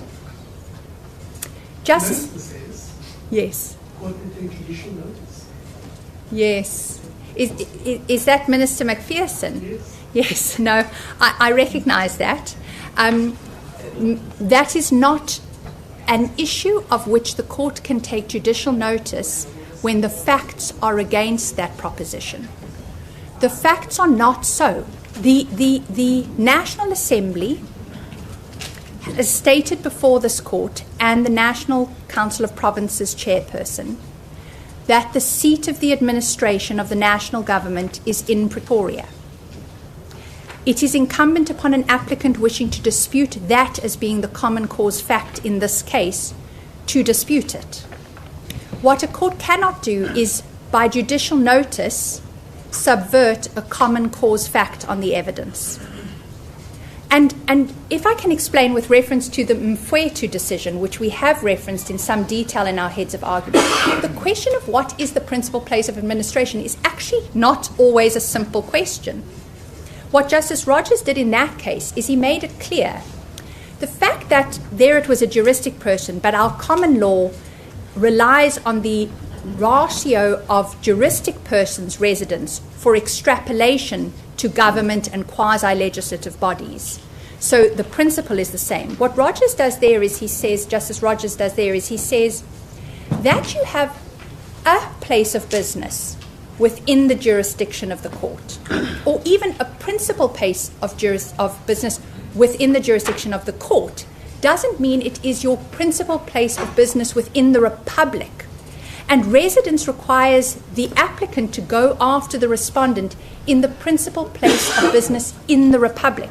Those are our common law rules of jurisdiction. It's another point we made in our heads of argument. The one thing that the DA doesn't do is ask for any development of those traditional grounds. That's another case they might have brought had they been minded to do so, but they don't. So what you're left with is actually principal place of administration on the facts is not axiomatic. If you're asking the right question, as Justice Rogers said in Mfwethu, you need to ask to answer this question, you are asking what is the principal meaning singularly main place of administration within the Republic. And what you have on the evidence before you is the NCOP and the National Assembly saying that's Pretoria, and no counter to that by the DA. Minister says we take judicial notice that we get two principal places of business, Cape Town and Tshwane. Yes. That's what he says. He says, oops, you can take judicial notice. Yes. There are two principal places of business. Yes. Justice Saldana, if that is in the affidavit that, yes, Justice Saldana, our answer to that is threefold. The first is the affidavit is not before this court. It certainly has not been an opportunity to be answered by anyone. And for all the reasons I've given, it has no probative value because it is an affidavit purporting to speak for national government and does not do so.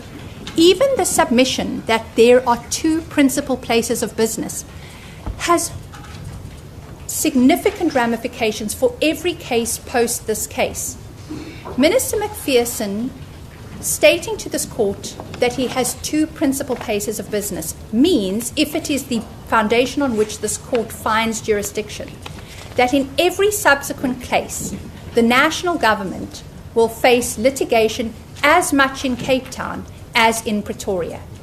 Now, on the facts before this court, that would be, with respect, a very bold step to take, because we know that the President has not come on oath to say that that is how Cabinet functions.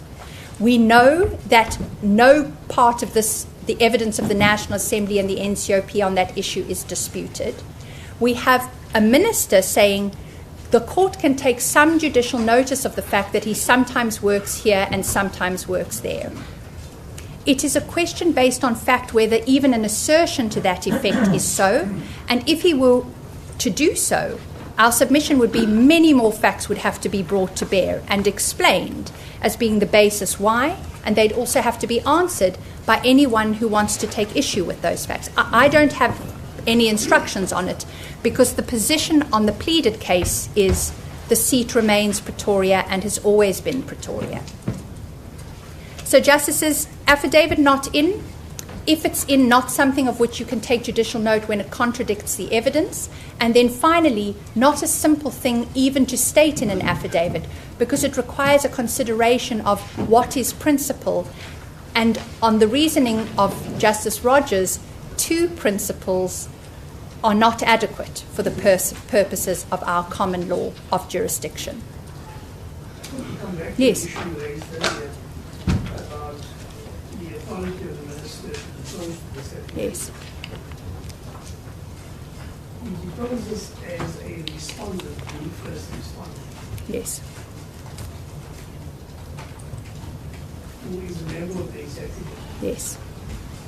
Are we to assume that in that position and with that authority, he is able to depose to the secretary? And to the facts in the secretary is to his consent to jurisdiction. Justice Saldana, the short answer is no. Why do we need more than he has Conferred with the president or any or in cabinet? Do we need more than that? Then he just says he consents and he believes there's jurisdiction. No, with regards to his authority. Yes, we do need to know that he speaks for national government. And the reason why is because of the other facts in this case. The other facts are the head of the executive does not consent and has indicated to this court that a submission of law was erroneously made. The court can't overlook, nor can Minister McPherson require the court to overlook that fact. The consequence of that is that to competently consent, and this is the second point, consent to jurisdiction is akin to waiver. Our law says it must be approached not synonymous with, but akin to waiver. It must be a submission with full knowledge of the circumstances, acquiescence in jurisdiction, and the consequence of which is that the conduct is incompatible with any other conclusion but one of submission. The facts that I've identified, Justice Saldana, in our submission already show that you don't have enough before you to be satisfied that national government, through the affidavit of Minister McPherson, has been apprised of these rights, apprised of the consequence of the submission, and through Minister McPherson are consenting to the jurisdiction of this court. in the absence of anything to the contrary, are we not entitled to assume it by virtue of his office? Certainly not. Not on the basis of the way these facts have unfolded. And the way the facts have unfolded, the court will be aware of. Minister McPherson, first of all, says he doesn't think he needs to provide any affidavit to this court. That's what began on Monday. He could just do it from the bar. With respect to my learned friend, when pressed by this court, the affidavit is produced. It is produced after argument about the position of the president in this case, after the president has indicated in his heads of argument about a month ago filed that he makes common cause with the legislatures on the jurisdiction point. Against that set of facts, our submission is you cannot assume Minister McPherson speaks with the authority of national government when he says, Justice Saldana, if we can just go back to that affidavit, it's the simplest paragraph to add to an affidavit. I have engaged my cabinet colleagues. I have raised the issue with the president. He doesn't do that. The language is quite important. It's always in the first person. It's his belief, it's his views, and it is I confirm that I consent. Even that sentence. For the consent to be effective, it must be national government, for whom I am the representative, consents to the jurisdiction of this court.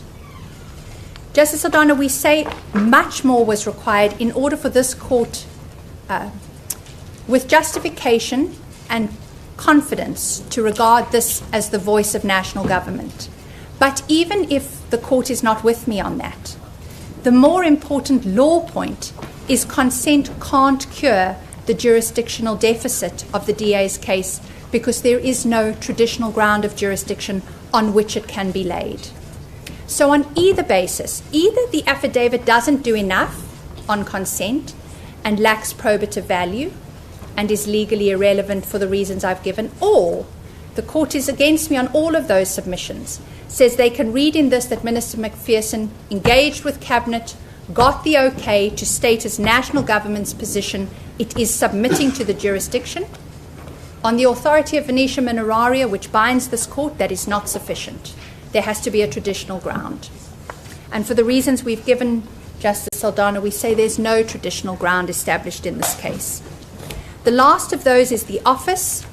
The office is not a recognized ground of jurisdiction on our reading on any basis. And Justices, I must just pick up on a point that my learned friend Ms. Pillay made on Monday.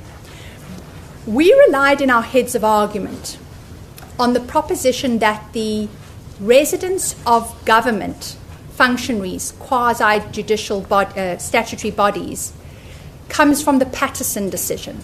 And Justices, you'll recall Ms. Pillay said in relation to Patterson that that was an old case reliant on the 1961 Constitution, and I understood her argument to say should as a consequence be approached with some circumspection on this point.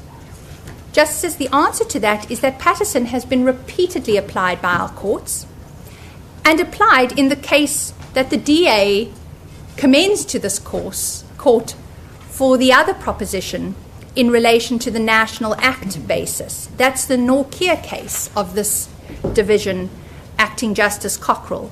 Justices, I'll just give you the paragraph reference there. In 26, Acting Justice Cockrell refers to Jassat, which is another judgment there of the Natal Provincial Division, referring to Patterson, which he then incorporates in reference in his paragraph 26. If I may give you the Jassat reference, it's 1999, 1 South African Law Reports, 156, a judgment of the Natal Provincial Division. And the reference to Patterson is at 160 H to I. So, Justices, the upshot is that you can't wish away Patterson. You can't wish away Patterson on the basis that it's old law. It's been repeatedly endorsed and referred to in cases as recent as Jassat and Norkie. It says when you sue government, you must sue it for residence purposes at its place of principal administration. The facts before this court is that that is in Pretoria, and so the DA has failed to establish a jurisdictional basis for this court related to where the minister's principal location is. Justices, that concludes the argument on jurisdiction. I now propose to move to the merits, and I do two parts of argument there. I look at the mandates case, and then I'll look at the rules before I hand over to my learned friend, Ms. Zikalala, on Section 19. Justices, the mandates case, we say, suffers two fatal flaws. The first of those is that there's no constitutional hook for this attack. Justices, you will have seen our extensive argument on that in our heads of argument. The point simply is the following. When an act like the Expropriation Act is to be impugned as being constitutionally invalid, you must identify a provision of the Constitution which it violates. We've had days of argument invoking Section 25, the property right. That is a valid basis for invoking constitutional invalidity. The Act is unconstitutional because it illegitimately limits the right to property under Section 25.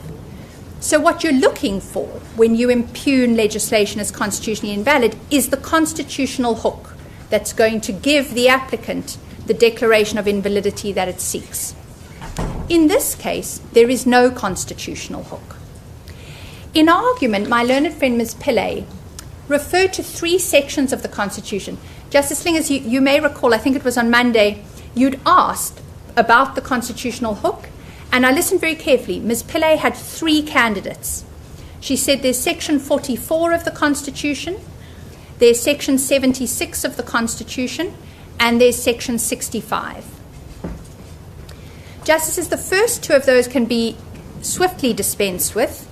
Those are not pleaded grounds for jurisdiction, not pleaded grounds for the attack on the legislation anywhere in the founding papers. My dutiful juniors have done a search. They tell me you will search in vain for a reference to Section 44 or a reference to Section 76.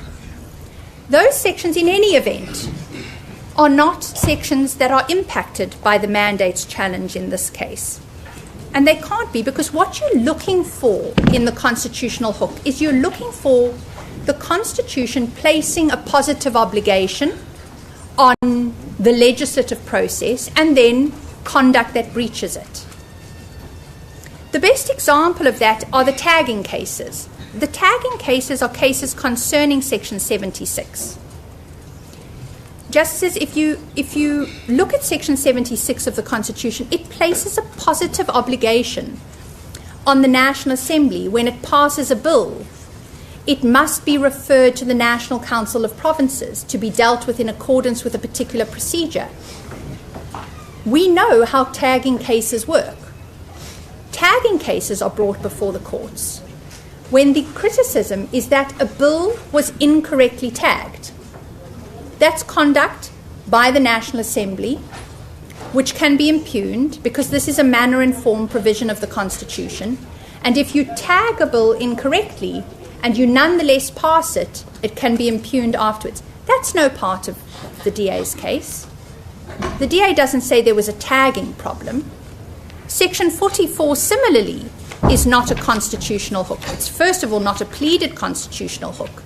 But Section 44 is a section about the legislative authority of the country is vested in Parliament and confers powers on the National Assembly and the NCOP. Those are not constitutional hooks for the mandate's challenge. There's nothing here that says something positive by way of obligation has to happen vis-a-vis mandates in order for legislation to be valid. So the only constitutional hook in the pleaded case is Section 65. But the problem there is that Section 65(2) is the candidate for the constitutional hook. And justices, we know that the DA concedes that there has been no breach of Section 65(2). The only obligation that Section 65(2) of the Constitution creates is an obligation for an Act of Parliament to be enacted that is required to do certain things vis-a-vis uniform procedures for the conferral of authority. The DA's pleaded case is that it accepts there has been compliance with that provision. And once that is so, justices, there is just no constitutional hook. There's no way to bring about the invalidation of this Expropriation Act unless you can say the Expropriation Act is invalid to the extent that it breaches Section 76, not a candidate. Section 44, not a candidate. Section 65, not a candidate because common cause at 65 has been complied with. And the last attempt to raise 65(1) A and B is, first of all, not a pleaded basis, but again doesn't create obligations vis-a-vis the NCOP. All that it says is it stipulates who has votes and how many votes will carry the day in the NCOP. So the upshot of this first problem for the mandates case is without a constitutional hook, there's no basis on which this court can invalidate the Expropriation Act. The second problem with this hook, if there was one, is that it entirely ignores the role of Section 116 of the Constitution. And Justice Saldanha, with respect, there was a point in my learned friend's address where you yourself, with respect, raised the issue of, well, how does your argument grapple with 116? 116 of the Constitution, you would have seen in our heads of argument, is without doubt the most important section in the mandates debate. The reason why it's important is because it's the section of the Constitution that gives latitude, with awareness of the devolution of power within our state, to provincial legislatures to, quote, determine and control their internal arrangements, proceedings, and procedures, and to make rules and orders concerning its business. Justices, you would have seen the reliance we placed on the UDM decision of the Constitutional Court. UDM dealt with the equivalent provision, 57, for the National Assembly's latitude to create its own internal arrangements, proceedings, and procedures. That freedom, correctly so, is left to each of these legislative bodies. All that 65 does is 65 says each delegation has one vote, 5 will carry the day, and there must be legislation enacted to give a uniform way for the NCOP to receive those mandates. In other words, you couldn't have different types of mandates emanating, because otherwise you can't operate in the NCOP. But the most that the Constitution does is says that's the arrangement. For the rest, we leave the provincial legislatures to design their internal rules. And justices, you would have seen the wisdom of that in the affidavits and the facts. Those provincial legislatures know how they function. They know that they sometimes are called on to give mandates before they have a formal sitting. So they have detailed rules about how they deal with that. Well, then a committee will meet and the committee will say, Speaker, give the mandate, but then the Speaker will place it before the House at its next sitting for ratification. That is fairly and squarely and correctly left to the provincial legislatures because they know how they function. The DA's case doesn't grapple with that at all. With respect to my learned friend, until Justice Saldanha, you raised that question with her, the DA's case has never grappled with Section 116. It is the second answer to the absence of constitutional hook. First, no hook. Secondly, if we look at the Constitution fully and expansively, we see that actually this power is left to the legislatures to decide for themselves. And on the authority of UDM, for good reason. Courts shouldn't second-guess them. The National Assembly shouldn't second-guess, nor should the NCOP second-guess what the provincial legislatures have done. My understanding, Western Cape deal with final mandates and local mandates. Justice Saldanha, I don't know the answer to that. I think Somewhere there's an attachment to the rules of the Western Cape. I wasn't aware of that because it wasn't a challenged provincial legislature. Oh, It would be interesting to know. it would, certainly. How they deal with the exigencies. As I stand here, I do not know the answer. We can certainly look for it in the lunch break and address your lordship, address you, Justice Saldanha, on that. But the detailed rules that we do see and which form annexes to the notice of motion are all those legislatures where there was a challenge, not including the Western Cape. So, Justices, that's the first reason why the mandates challenge cannot be upheld. The second reason is based on the Mandates Act itself. And for that purpose, Justices, we have a bundle of statutory authority. You may well have a copy of the Mandating Act yourselves. We did make additional copies, so if it would be of use to the court, we'll hand those up. It will also be useful for my learned friend, Ms. Zikalala, because she'll make reference to one or two other statutes when she stands up. But the only point I'd like to take the court to is some features of the Mandating Act.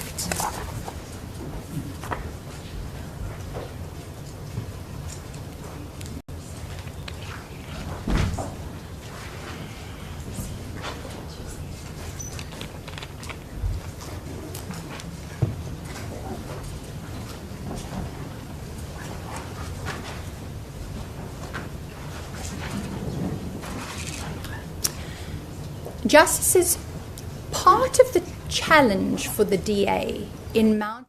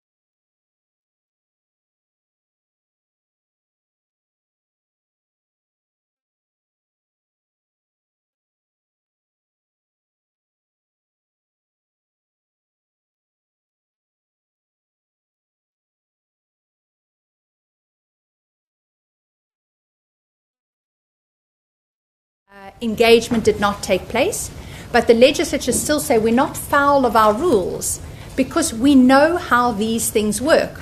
We know how we are beholden to a legislative calendar from the national parliament that we do not control. We know that we can't always take every step in the process, but we have these safeguards along the way, and our rules accommodate that. So, justices, again, insofar as a constitutional challenge to the mandates is concerned, the difficulty for the DA's case is that they will constantly come up against 116 of the Constitution. 116 of the Constitution says in the devolution of power, provincial legislatures know best. Provincial legislatures must design these rules because they know what the workings of their particular legislatures look like, how big they are, how often they meet. The challenge is you can't impugn for constitutional inconsistency these regimes when there is a latitude given in the Constitution to the legislatures designing these rules in ways that work for them. So the challenge for the DA is at two levels. On the facts, we say there has not been non-compliance with the rules. At the higher level, the rules are not inconsistent with the Constitution because of the provisions of 116 and because of what the Constitutional Court said in UDM is the important latitude left to legislatures to govern their own procedures. Justices, I know that we are a few minutes before lunch and I'm moving to my next topic, so I wonder if it would be an appropriate time to take the adjournment. Before you do, Yes. this case, they are not challenging the constitutionality of the rules if it's not necessary for the legal. Yes. But to the extent that it is, they have not abandoned Yes. constitutional challenge to the provision. Yes. Justice Slingers, can I address you on that in two parts? When I first read the DA's heads of argument, I thought they had abandoned the challenge. And so I was somewhat reassured with respect when you put the question to my learned friend. I then went back and was reaffirmed by Ms. Pillai's answer. I understand them to say they don't need the declaration of invalidity because of some sections of the Constitution that render inoperable certain rules when they conflict with national legislation. So I'd like to just address that point first and then come to the linkage point, which is the second. Justice Slingers, you will have seen in our heads of argument, we say their reliance on the FedSAS case for the rules governing conflicts in the Constitution to operate here simply doesn't apply. And the reason it doesn't apply is for two reasons. The first is that those rules apply when there is a conflict between national and provincial legislation on a functional area of concurrent legislative competence.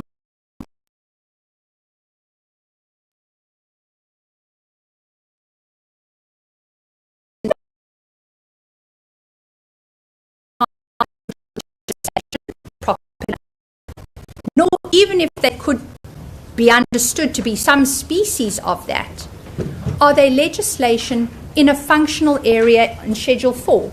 And Justices, we set that out in detail in our heads of argument, and I heard no counter to that from Ms. Pillay.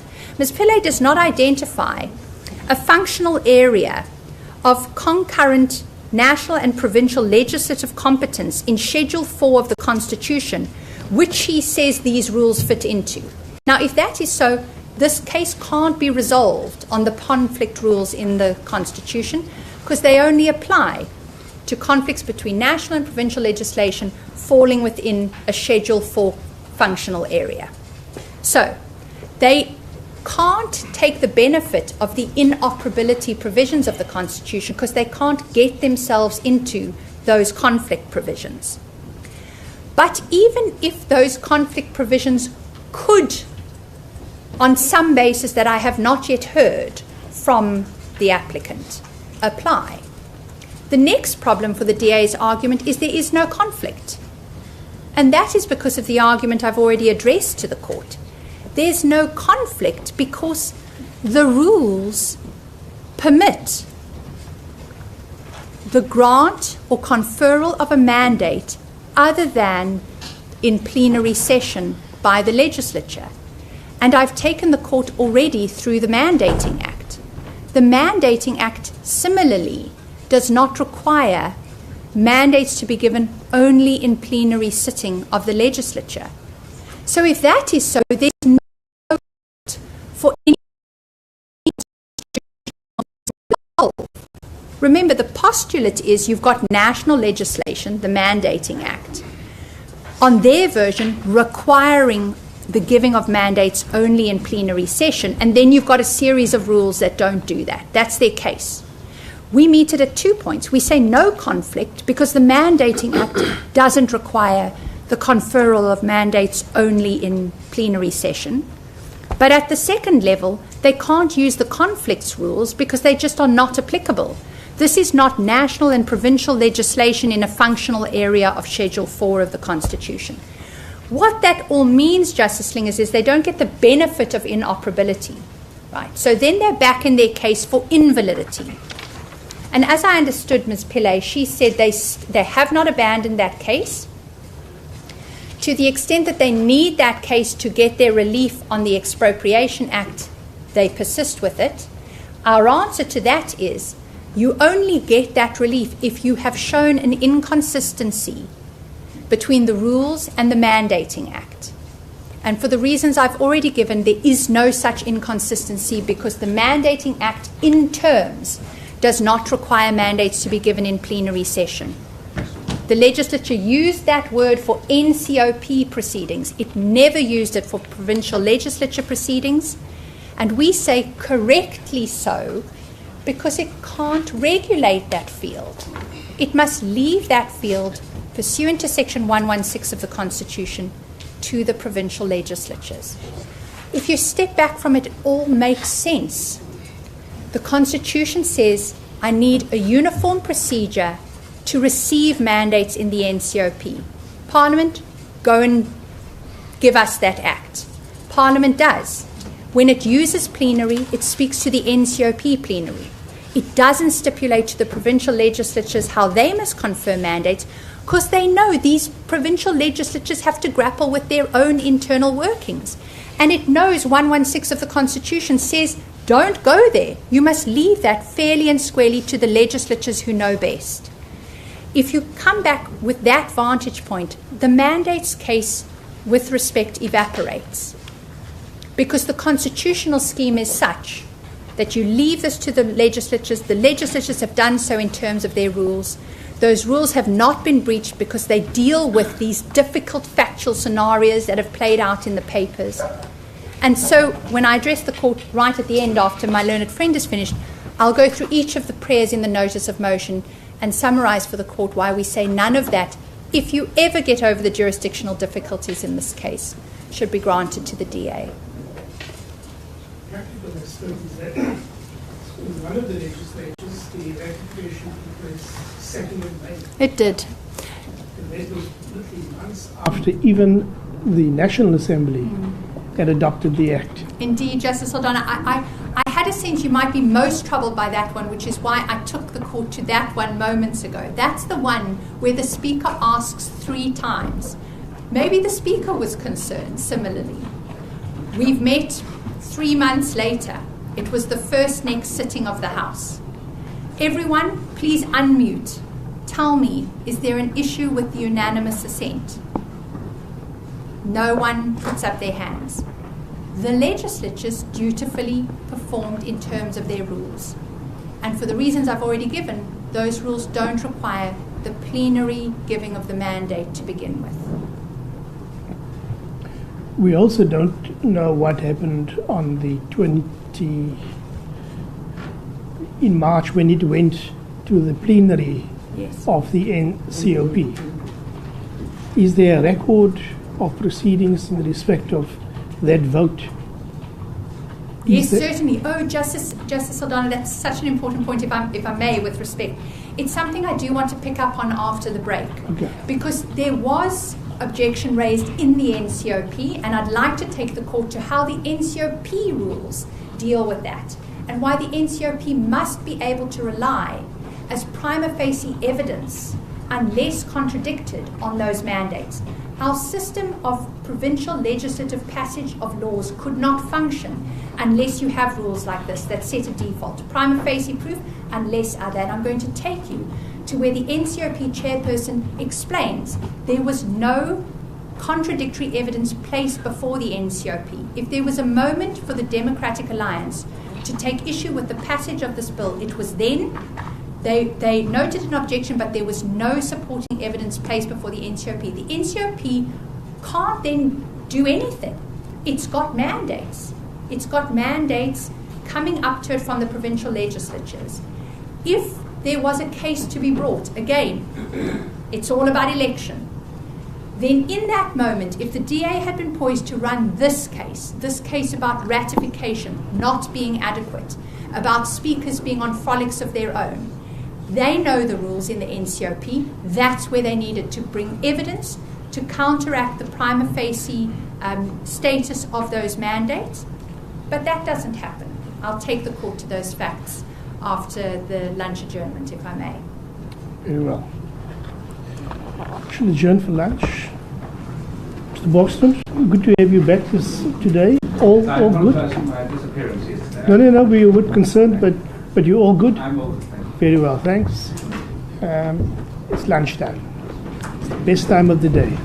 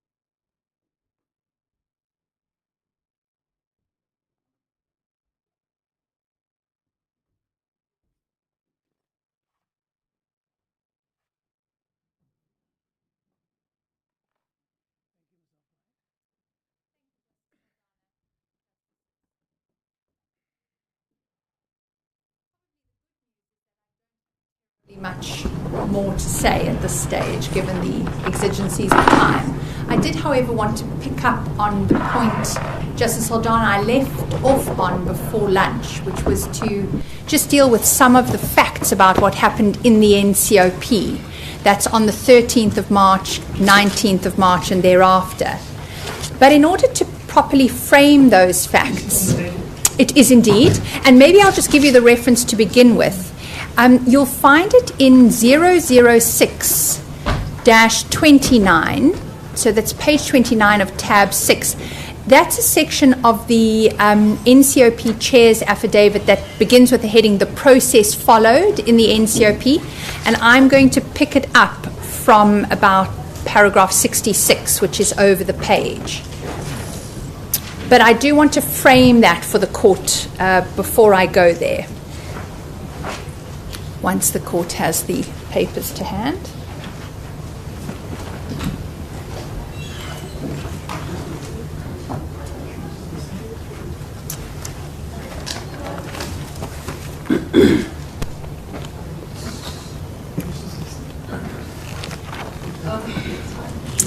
Thank you. Thank you, Justice Saldana. The context in which I would like to place these facts is actually the context of the Constitutional Court's judgment in Mohale. And the reason why I propose to take the court there is Mohale is an important case.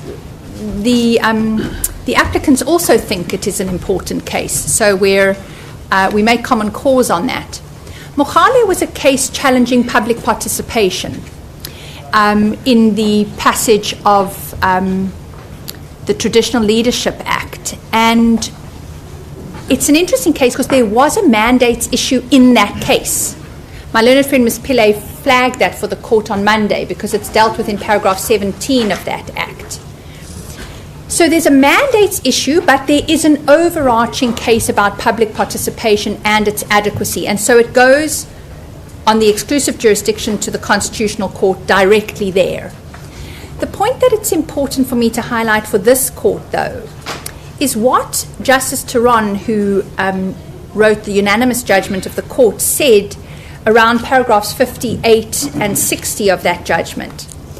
At 58 and 60, she's dealing with the assessment of the public participation process, and she flags that one of the complaints by the applicant there was that 3 provinces' final mandates referred to the incorrect bill and were therefore not valid votes cast. So that's part of the factual matrix of the case before the Constitutional Court in relation to Mohale. But after the judgment sets out the multiple failings in the public participation process, which in that case critically included failures at the public hearings. People weren't given on the record an adequate opportunity to be heard and were closed out unceremoniously. It's the point at paragraph 60 of that judgment that I commend to the court. The Constitutional Court says there, it would be an impossible standard for Parliament to comply with if a single flaw in a single hearing rendered the entire public participation process unreasonable.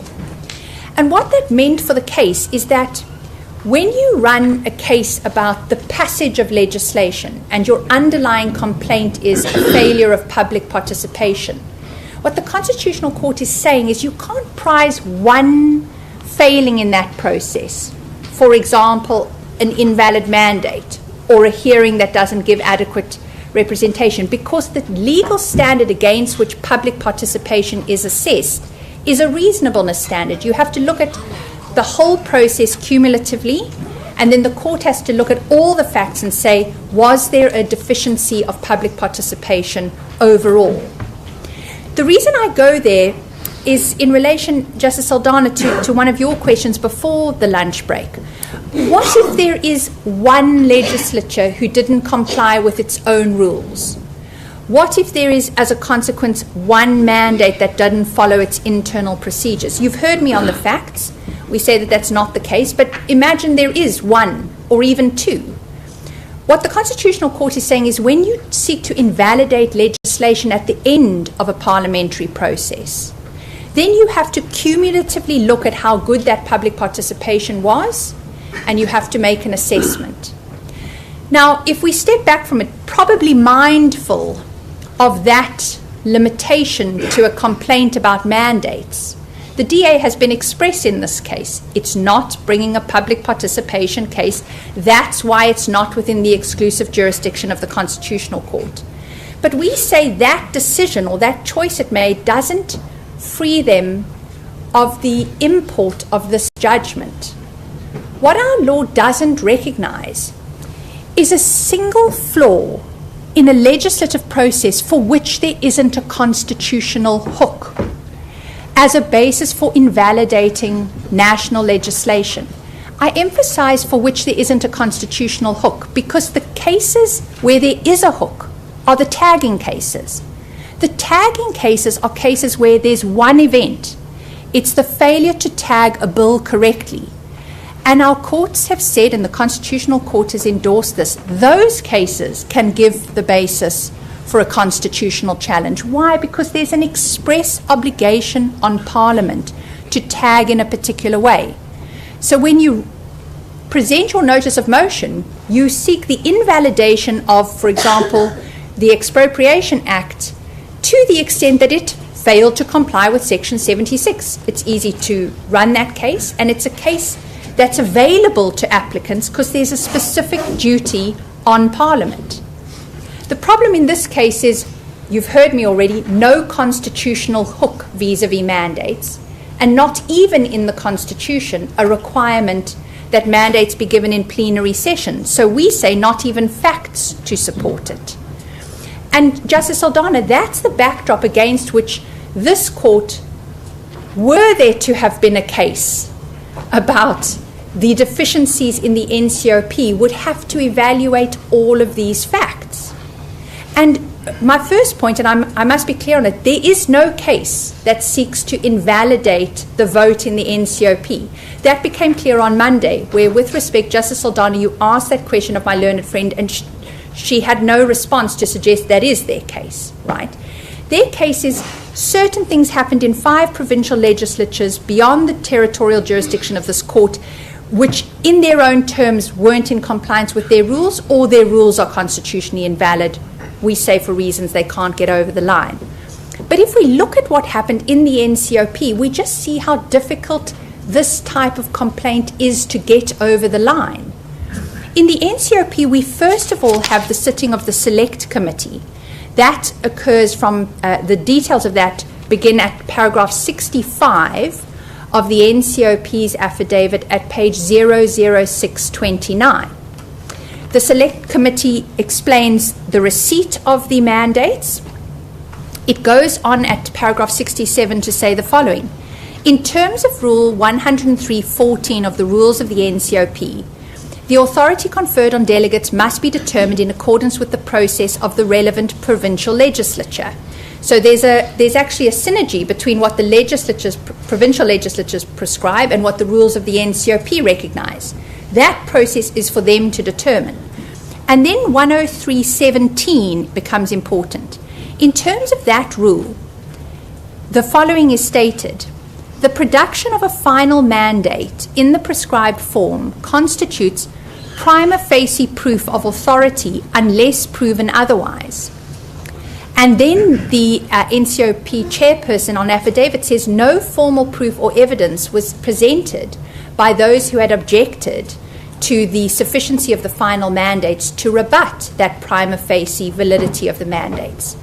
And the affidavit goes on to explain, well, absent such a challenge, we know what the rules say. The rules say the final mandates are good enough, they stand as prima facie proof, unless the contrary is proved. Nothing is presented by way of proof to the contrary. So the processes of Parliament must continue, and they do. And the next thing that happens over the page at 32, paragraph 72, is we have the final NCOP convening on the 19th of March. At that meeting, there is a signalling from the applicant's representatives that there's going to be an intention to challenge the legality of the bill. That's given on the 19th of March. They don't do anything, though. They don't run to court there for an urgent interdict. If they've got a legality case, maybe they need to be in court to stop this process if they think they have enough to stop it, because we know over the page that it is then transmitted to the National Assembly, and the National Assembly's concurrence is achieved on the 27th of March. Justices, the reason why those facts are important is because of what the Constitutional Court said in Mohale. Quite frankly, the DA would have been hard-pressed to run to court after that event. They'd produced no contrary proof to undermine the prima facie receipt of those mandates as valid mandates in the process.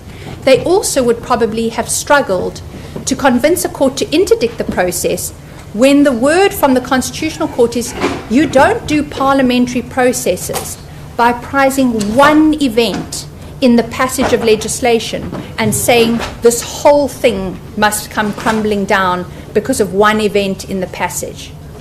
Because that is our law, what it allows is Parliament to run its processes, deal with its rules, get to the end of the process, and if on promulgation of the Act you've got enough deficiency in the process to run a public participation case, the case that really gets to representative democracy's problem, which is voice of the people, then you bring that case in the Constitutional Court on a cumulative assessment of the facts.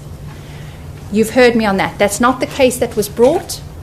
These are facts that I highlight both in answer to Justice Saldana's questions, but also to highlight this is a tricky case, a pure mandates case to bring on one mandate. The single mandate in the Mohale case, well, the three that referred to the wrong bill, themselves were not enough to invalidate the process. The court was clear, we have to look at it cumulatively. And when they reasoned, the court therefore what undid the Act in the end, it was principally the failures in those public hearings to adequately reflect and receive the views of the public.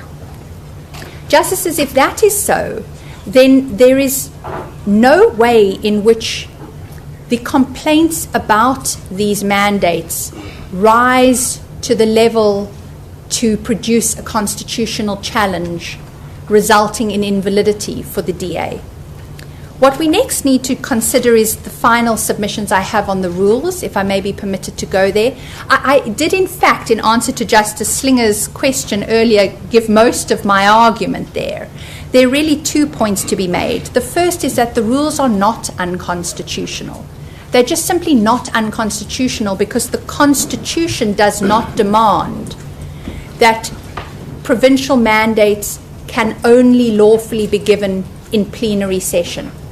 It says that nowhere.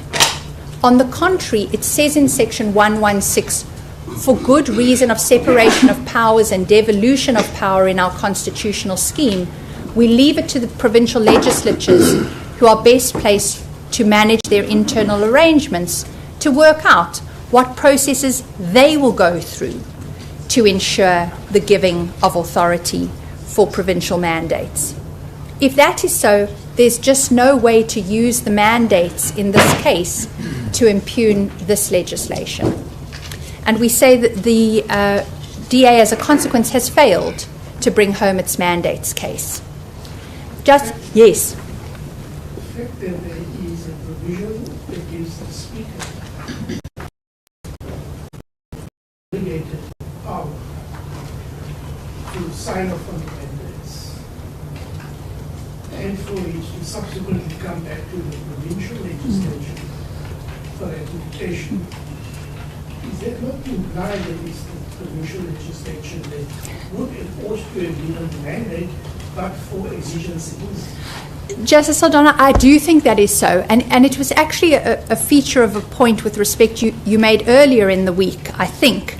The whole point about ratification as a vehicle in the law is ex post facto, and by its nature imbues that which was arguably less than what was required with the lawful authority required. So unless you say ratification cannot be a feature of provincial rules, it will cure any problem that the exigencies of a situation created for the need for the mandate to be before the NCOP. Would you accept that in the absence of an exigency, that it goes to the plenary of the provincial legislature? Justice Saldana, I wouldn't even go that far because I don't want to be prescriptive to the provincial legislatures. Each of these provincial legislatures know how they function. They know how big they are, how often they meet. What they must do is they must design a process for their rules to give 3 types of mandates to the NCOP. And the appropriateness of each legislature's rules will be a function of their particular circumstance. So I am not to be heard to give a single answer for all legislatures. I think we must be sensitive to their each individual position. Their rules must speak to their each individual position and how they function. And what is appropriate in one circumstance may be different in another. We know in this case, some of the legislatures do confer a power on the Speaker. Others don't. They, through the cut and thrust of their processes, have worked out what works best for them.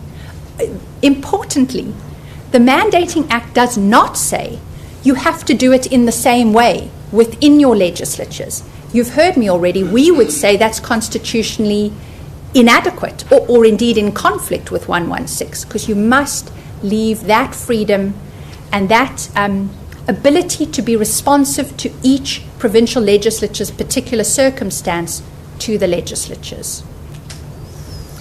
Justices, those are our submissions in relation to jurisdiction, the mandates challenge, and the challenge on the rules. My learned friend Ms. Sikalala will now address you, with your leave, on the Section 19 challenge, and if I may be permitted just a few moments after that to conclude on some aspects. We're indebted to the court. If you would just give us a moment to move ourselves into position, we will do that as swiftly as possible.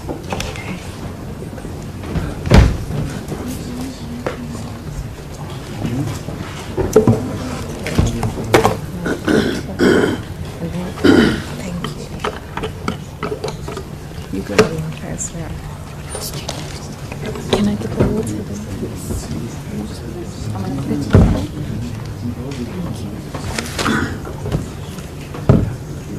May it please the court, justices, as my learned leader has already indicated, I will be addressing you on the DA's challenge to Section 19.2 and 19.3 of the Expropriation Act.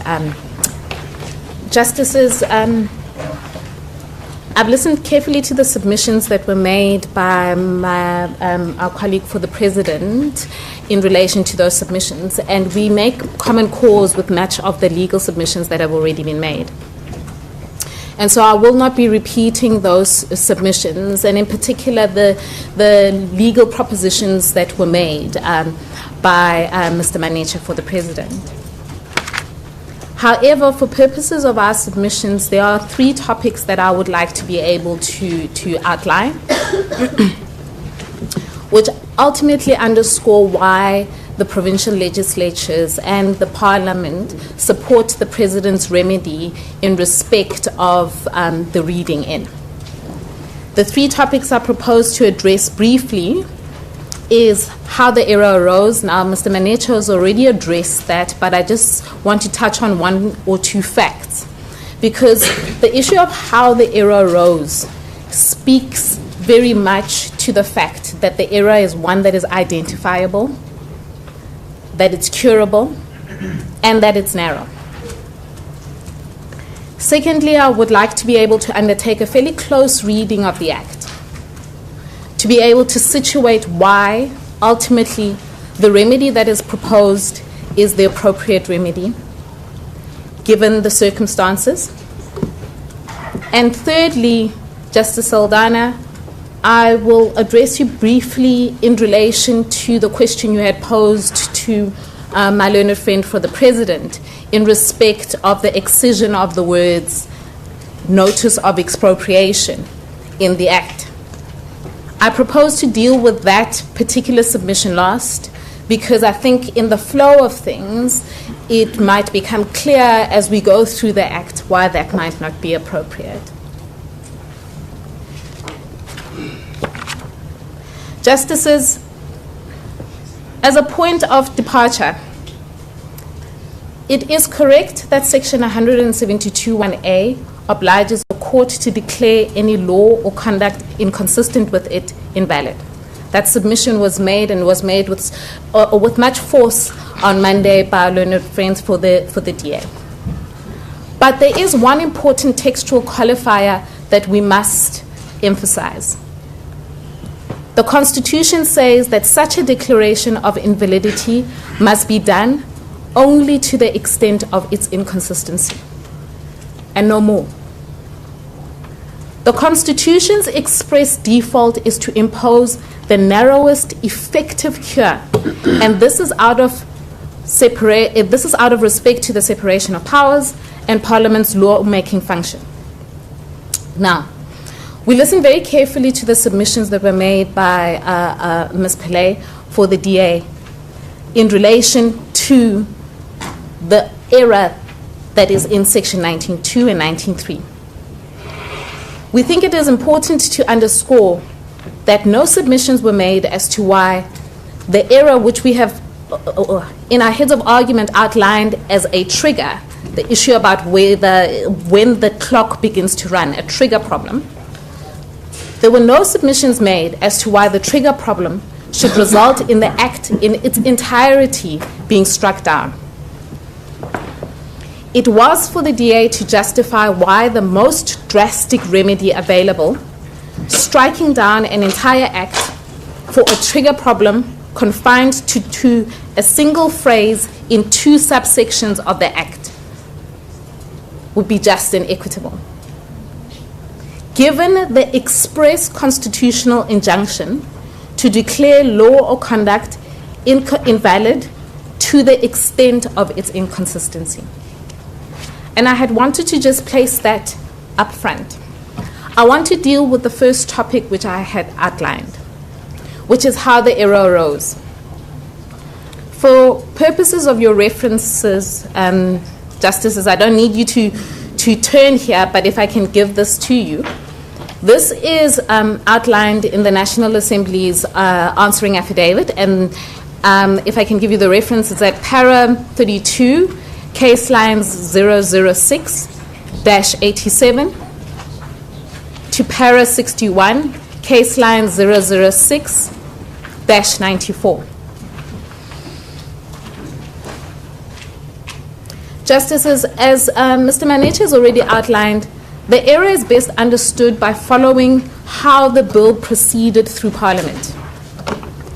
The original version of the Act permitted expropriations to take place before compensation had been agreed, in line with the then Hafiji, as Mr. Manetha had outlined.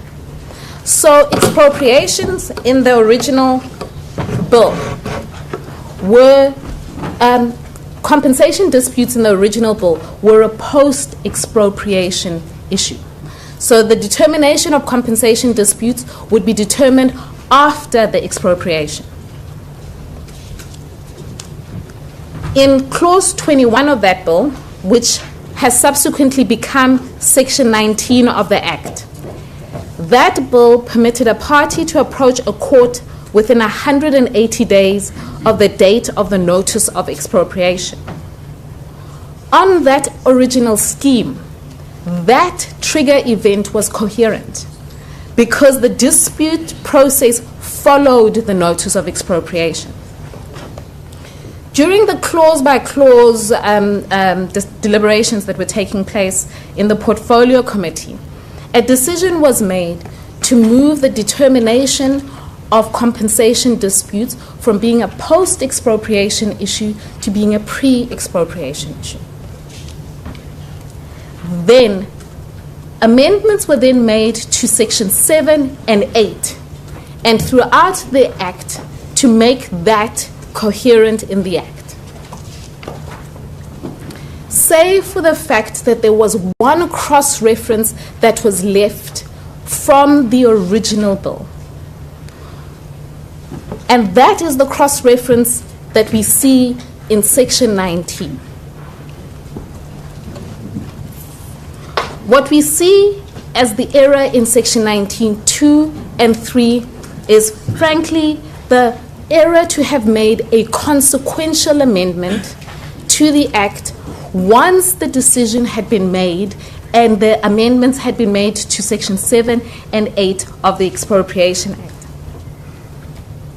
The National Assembly's answering affidavit states as much, and if I can just give you this reference, Ms. Pillay had already given you this reference, but if I can also give it to you, this is at paras 60 to 61, case lines 006-94. The National Assembly explains in its affidavit that the inconsistency that one sees in Section 19.2 and 19.3 arises from the fact that Parliament erroneously did not make the necessary consequential amendment to then Clause 21 during the legislative process of the bill. The upshot of this is this. The error is not a flaw in the design of the Act. Parliament deliberately and coherently changed the design of the Act and did so in Section 7 and 8. The trigger problem that we see is one that is as a result of a failure to have made that change in the cross-reference which was left behind from the original bill. That is the whole of the defect. It is one that is narrow and one that is identifiable. Now, I'd like to be able to proceed to the next part of my submissions to be able to show you why we say when you look at the Act closely, you can see why this error, the failure to have made the consequential amendment, is one that is both identifiable and curable just based on looking at the Expropriation Act. Justices, Ms. Hofmeyer handed up the legislature's statutory bundle of authorities. Can I ask if you have that statutory bundle of authorities at hand?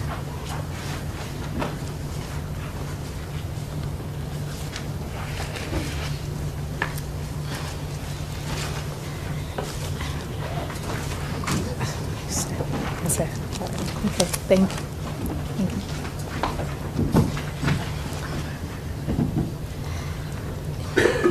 In its case for why a reading in remedy would not be appropriate in this case, the DA makes 3 points. It essentially argues that there's a range of possible cures that exist, that choosing between any one of these possible cures is a decision that is to be made by Parliament, and that the reading in must be done with sufficient precision. I will show you now, in terms of the Act, why we say that the reading in remedy meets each one of those 3 requirements. Before you start, let's just... Parliament made the error. Should Parliament not fix it? Justice Aldana, it depends fundamentally as to what the error is. The court has a range of remedies that it must apply. In terms of Section 172(1)(b), it must also determine what is just and equitable in that basis. So it is not always that error must necessarily go back to Parliament. This is why you have a range of remedies that exist. You have severance, you have reading in, and or to refer it back to Parliament. So it's not necessarily that it is for Parliament necessarily for the reading in remedy to go or the issue to go back to Parliament. It depends what is just and equitable in the circumstance. And it is following up from that. The nature of the error relates to a policy shift in the process of the law.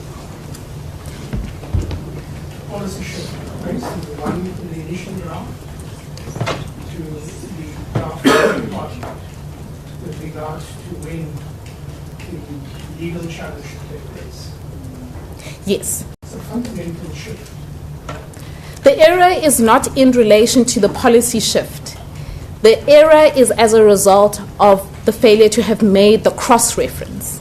So the policy shift, the decision in respect of the policy shift, is coherently set out in the Act. That is in Section 7, that is in Section 8.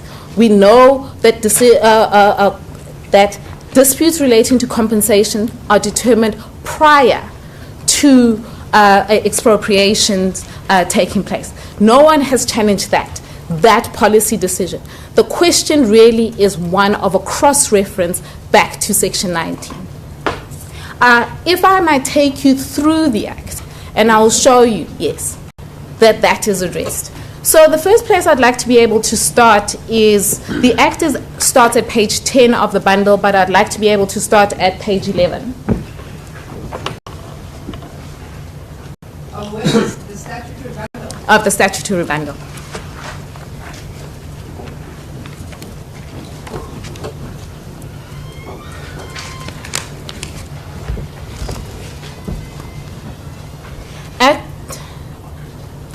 At page 11, there is the definition of what is a disputing party. The term disputing party is defined in Section 1 of the Act, and it states that a disputing party means an owner, mortgagee, holder of a right. I'll skip a few words, go to the last end of the sentence, who rejects the expropriating authority's offer of compensation. So, a disputing party, Justice Mangu Lockwood. Yes, I've got the statutory bundle. Page 11. Is the Act? Yeah. I'll use my copy of that. Which I can't find. We have so many copies of the Act. My copy. So, provision is it? So I'm starting at Section 1. Thank you. And we're looking at the definition of a disputing party. Yes. A disputing party is defined as an owner, mortgagee, holder of a right, and as I said, I skip a few words, but I go right to the end, and it says, who rejects the expropriating authority's offer of compensation.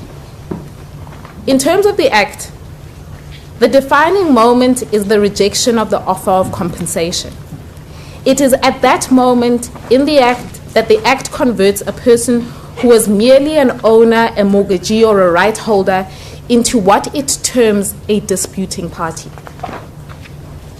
The term disputing party is one of significance for Section 19 because that term is used operatively only in Section 19.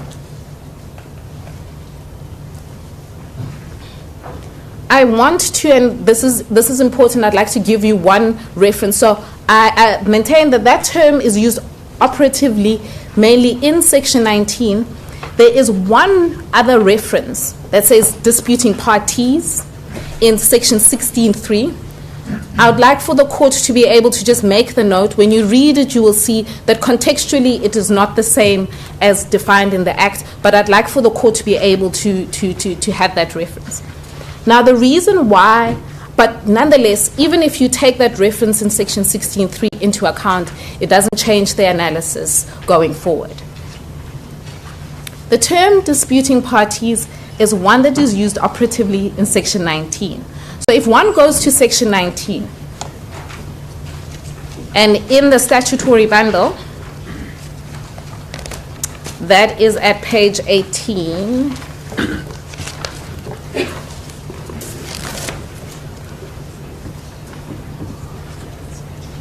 in order to fall within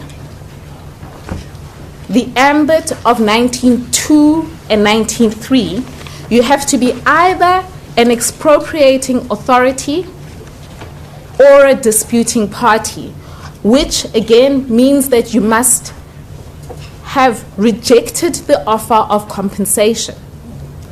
So the question then that follows is, when in the Act does it say that you have rejected the offer for compensation? That takes you to Section 7.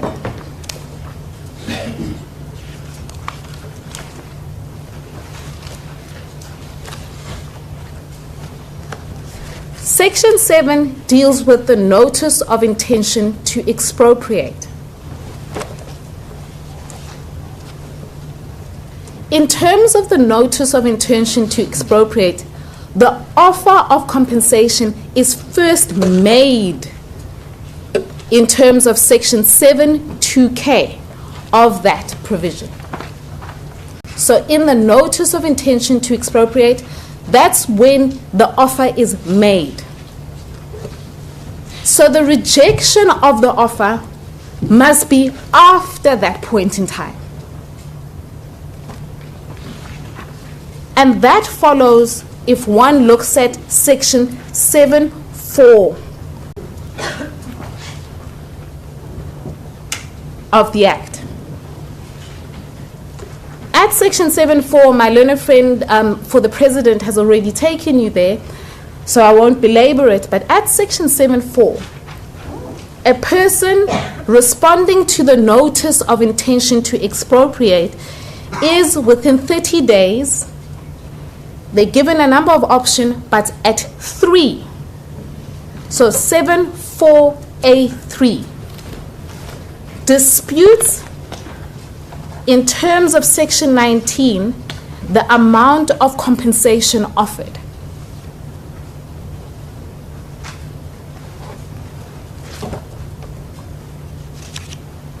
So, the Section 7(4)(a)(3) notice, written statement, is the statutory mechanism by which the rejection of the offer of compensation occurs.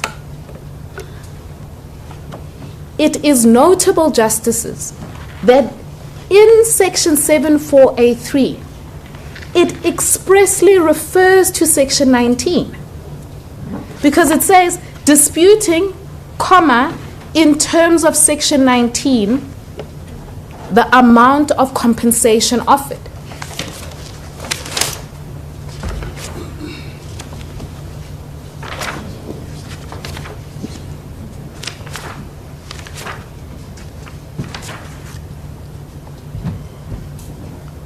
What then is the upshot of this analysis? First,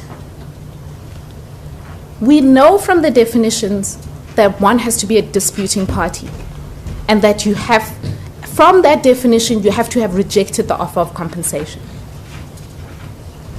to come within the terms of Section 19(2) and 3. We also know from Section 7(4)(a)(3) expressly, that refers back to Section 19, that that's when the rejection of the offer for compensation occurs. Now, I want to be able to deal with the range of possible alternatives that have been put forward, but there is one thing that I need to be able to address quickly, which is when my learned friend for the DA, Ms. Pillay, gave her submissions on Monday. She indicated that, well, the National Assembly says it was the legislative intent that it was one thing, and then the President says it was the legislative intent that it was another thing, and that they point to different legislative intent. That is not the case. And I would like Justices to refer, for you to please take the reference down in the National Assembly's affidavit, para 66.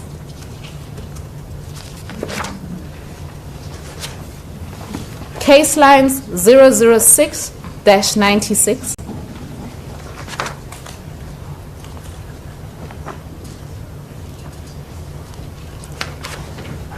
In that paragraph, the National Assembly indicates that it was the legislative intent to refer back to the Section 7(4)(a)(3) notice, and that would have been consistent with the deliberations. And we see now, from a reading of the Act, that that is also how the express provisions of the Act read.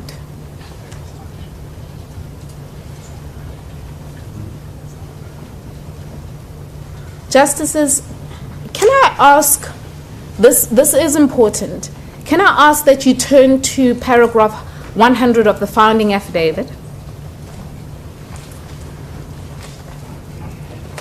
The DA's founding affidavit.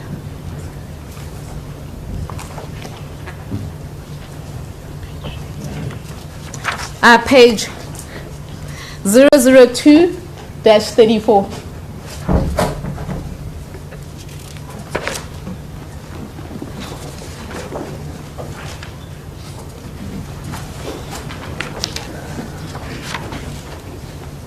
Say that reference again. 002-34 of the DA's answering affidavit.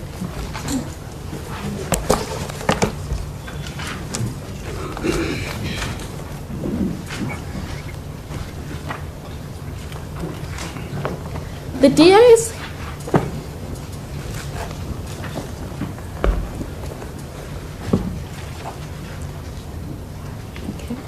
The DA's case has always been that there's a range of possible options that could be pursued, and this is why any reading in remedy would be inappropriate. My learned friend for the president has already indicated that the range of possible options would have to be range of possible suitable options. And there would also have to be range of possible options that are consistent with what we have gone through in terms of the Act, how the Act is structured. So initially in the founding papers, the range of possible options that were given by the DA were 3. And those are the ones in paragraph 100. Those range of possible options seemed to have mushroomed to about 9 by the time we got to argument, but we're not certain how it said that they mushroomed to about 9 and whether those are suitable. So I'm addressing now the pleaded case in relation to the range of possible options. The first of the range of possible options, already addressed by my learned friend for the president, is that the trigger point, the legislature's intended trigger point, was supposed to, and here, that Parliament could replace, and I'm reading from paragraph 100.1, that Parliament could replace notice of expropriation notice with intention notice. So essentially, the notice of intention to expropriate. We have now done the exercise of looking at the Act. We know from looking at the express words in the Act that the rejection of offer for compensation can't be when the notice of intention to expropriate arises.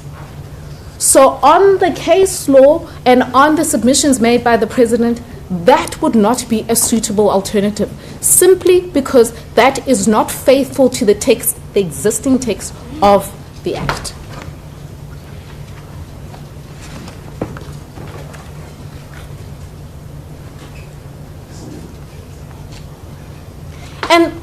And this is important for the reasons already given by my learned friend for the president.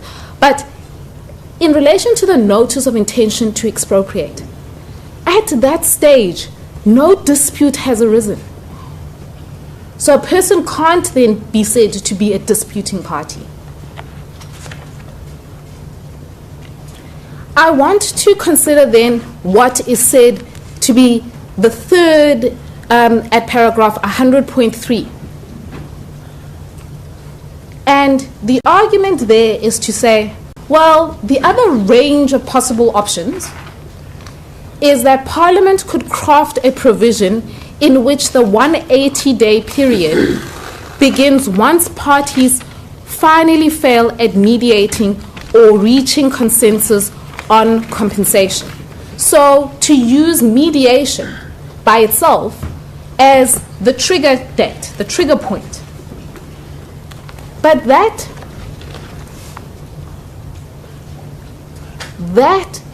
is also not a suitable alternative, for the reason that in terms of the express provision, section 19.1, mediation is optional.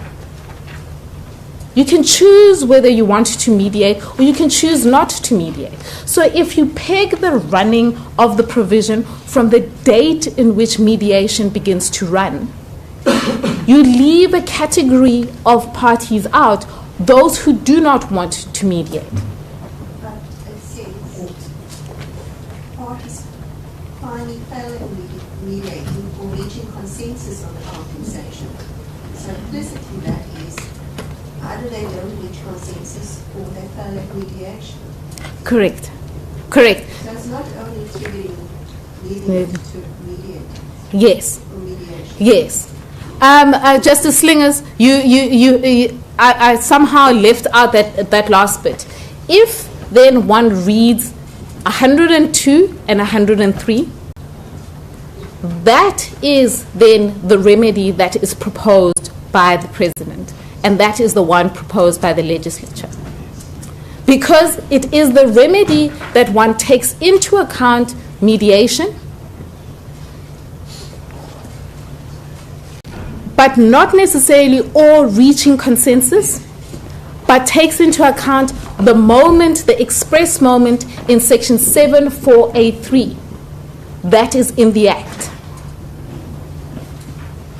That is the remedy alternative that has been proposed by the President and supported by the legislatures.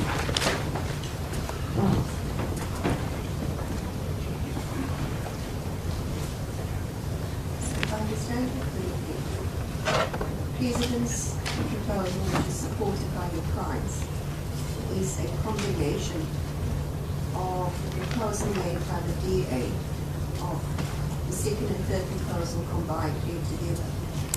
So, yes, but it emanates primarily from a reading of the Act. The first proposal, the one at 102, that proposal is the one that I have showed you expressly exists in the Act.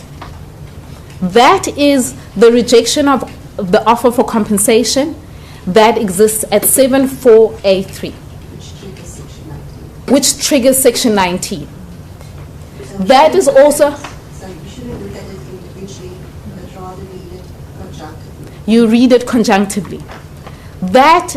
And it's important. The only quibble or the only thing I want to clarify is that it's not the DA's remedy alternative. We are starting from looking at what is faithful to the text of the Act. And yes. That is the remedy alternative, the one that is faithful to the text of the Act. The 17483, which in relation to paragraph 100, that's paragraph 100.2. Now the second trigger point is, and if I can take you back to the Act.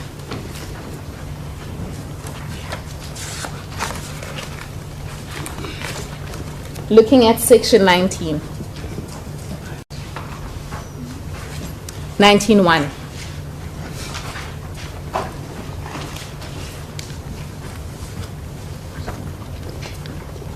Section 19.1 is the provision that deals with mediation.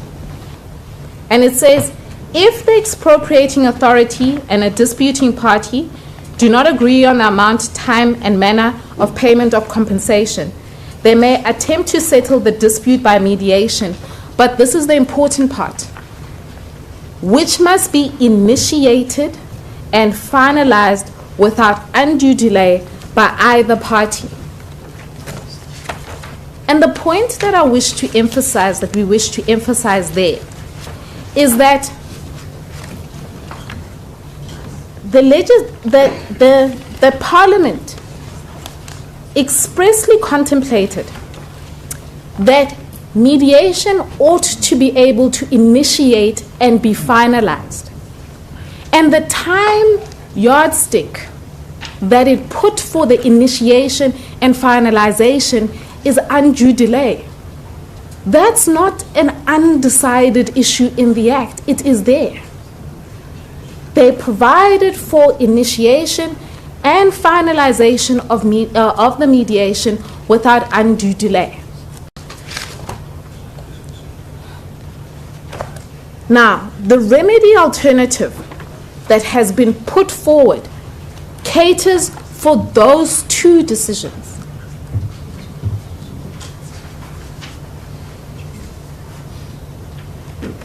The first is when the rejection of the offer for compensation occurs, when the written statement is delivered. The second is the termination of the mediation, whether the termination of the mediation without settling the compensation dispute.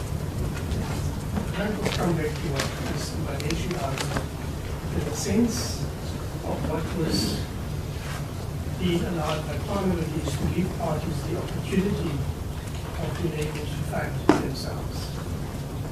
They must have the opportunity Indeed. to be able to enter into negotiations, take advice, alternatively go to mediation.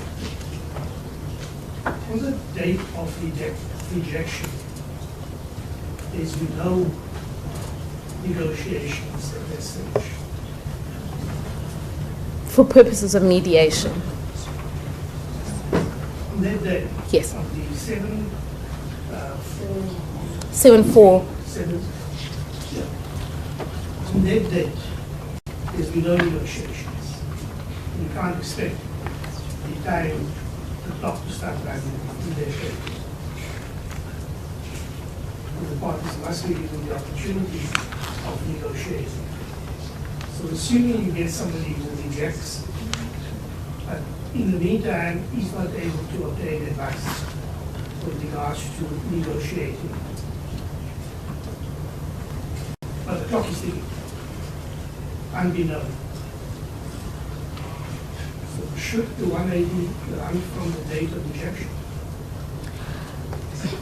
Justice Aldana, I will refer back to the definition.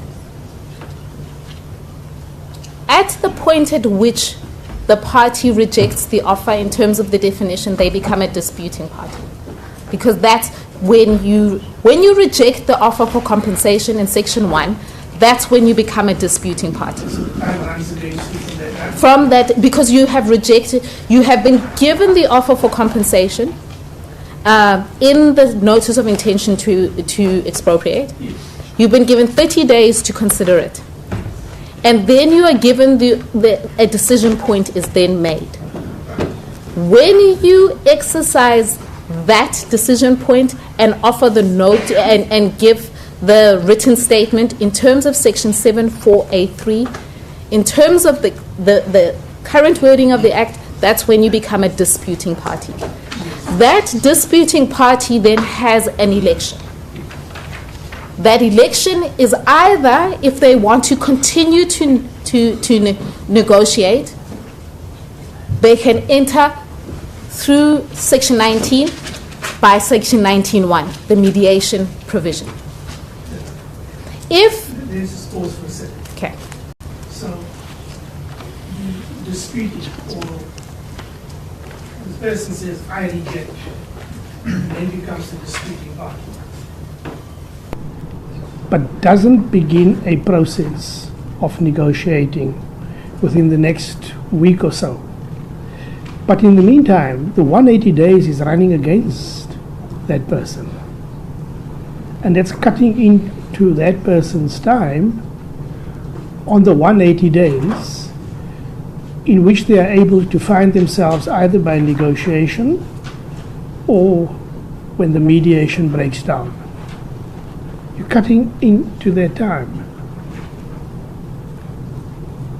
Justice Aldana, I understand the proposition that you're putting to me, which is that after a party has disputed that, should they be permitted to then continue negotiations? Well, remember, up until that stage, they've not negotiated at all. They've been given 30 days to go through a fairly voluminous document, research, possibly even further particulars. So now they've asked up to the date and they start sending a letter of rejection. But negotiations hadn't started from that date. Yes. The option given to that party is then to enter mediation in terms of Section 19.1. Not only mediation, to enter into negotiations also. Justice Saldana, I cannot locate where that would be in terms of the Act as it currently is. 19, because 19 says may attempt to settle the dispute. Yeah.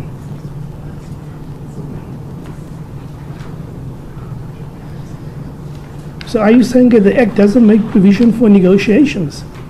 It does. Where? It does because you can accept the offer for compensation, Yes. or you can reach the offer of compensation by consensus. Wait, where's that? You can reach the offer for by consensus in Section 19.2. But in terms of Section 7, as I understand it, a party may request further particulars. as well. Yes. And it's at that point really that the election is made. Well, if the party requests further particulars, the election to negotiate or To mediate, to go to mediation. And it's mediation that provides the platform for settlement or whatever it is. That's Section 19.1. Isn't that how it's set out? They may attempt to settle the dispute by mediation. Yes. That's where as I understand it, that's the scheme of the Act. That's the scheme of the Act. So So one is mediation, two refers to consensus. The consensus may be in the absence of a mediator process. yes, And so there needs to be, the parties simply just negotiate with one another. yes, But if you're simply relying on mediation and you're excluding a time for negotiation, that's the concern.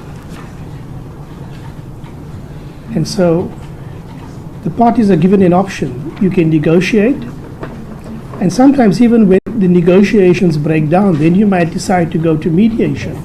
But you've got to recognize the period that they'd be negotiating with one another. yes. And if you're saying that there's no period allowed for because of 19.1, then 19.2 becomes meaningless when it talks about consensus. Yes. Justice Saldana, I understand the point. I will just endeavour to come back to it. Certainly. Because what is important to bear in mind is that there is this process given in the Act for parties through the mediation. And so I do think that it is meaningful that the mediation does exist for parties as a means of being able to reach that. So, but I understand promptly that the question is whether the negotiation itself should have a time period allocated to it. Well, it doesn't have to be in the Act, but it must make provision for it. But the concern is that when your time starts running from the date of the Rejection letter, that's the concern, because you then don't take into account the period of negotiation. Whereas you make provision in the alternative that the 180 days will run from the end of the mediation. So why date of rejection? Date of rejection is because that is the date on which a party becomes a disputing party in terms of Section 19. Yes, but even as a disputing party, you then enter into negotiations. Yes. Yes. No, I take the point. I guess the submission would also be that in that process of trying to reach consensus, that the Act does allow, as currently formulated, for the period to begin to run. For the period to begin to run, yes. Because otherwise, yes. So the gong goes off at date of rejection. The gong goes off at a date of rejection unless a party enters into Section 19.1 mediation. Enters into Section 19.1 mediation or negotiation. if I might just There can't be all negotiations, so if you're saying all mediation means you are negotiating from the date of rejection, and you come to day 160 of negotiations, but your time is run out already. For you to get ready for time to start your legal proceedings. The Act does not preclude negotiation before the alternative of mediation, but the point is that the process by which the negotiation may be for both negotiation and mediation. The Act specifically says that that process must take place without undue delay. The only point of the 180 days is to make both parties act swiftly in order to be able to ensure that there's the finalization of disputes. Because the state cannot expropriate until compensation is determined. Because of the change of the policy position from compensation disputes being a post-expropriation issue to a pre-compensation issue. So there's a way in which to read, you say, sub 1 as where it refers to mediation, the may attempt to settle the dispute by mediation. And there's a way in which to read that as including the consensus referred to in sub 2. Yes. But one doesn't say that. Yes. But if you try to marry it. Yes. Because ultimately what one is trying to do is to be able to give parties the option or give parties the ability to be able to resolve the matter without having to have recourse to court. So it is consistent with that. With both a textual and a contextual interpretation of one. In that process, one can try to reach the process either by consensus or by a recourse to mediation in sub 1 to allow for that period of negotiation. Sub 1 doesn't refer to a consensus. Consensus. Yeah. Yeah. So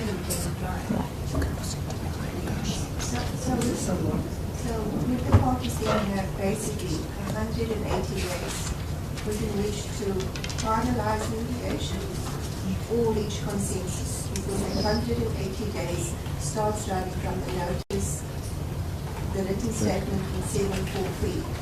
So you've got 30 days once you get the notice to expropriate, you give it 30 days. Then if you refuse or disagree on the compensation, give the written statement, and you've got 180 days either to reach consensus or to mediate. And if you don't reach agreement, either by mediation or negotiation within that 180-day period, you then need to be in court before that period runs out. Is that how I am to understand the provision? Justice Slingers. Yes, Justice Slingers, I understand what you're putting before me. I just quickly need to be able to take an instruction on that one.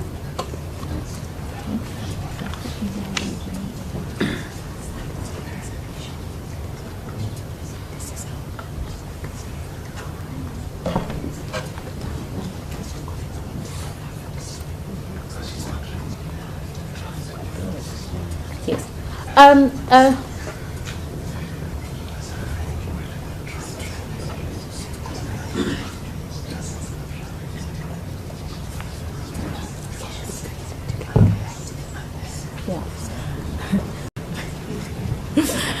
Justice Slingers, yes, I'm being.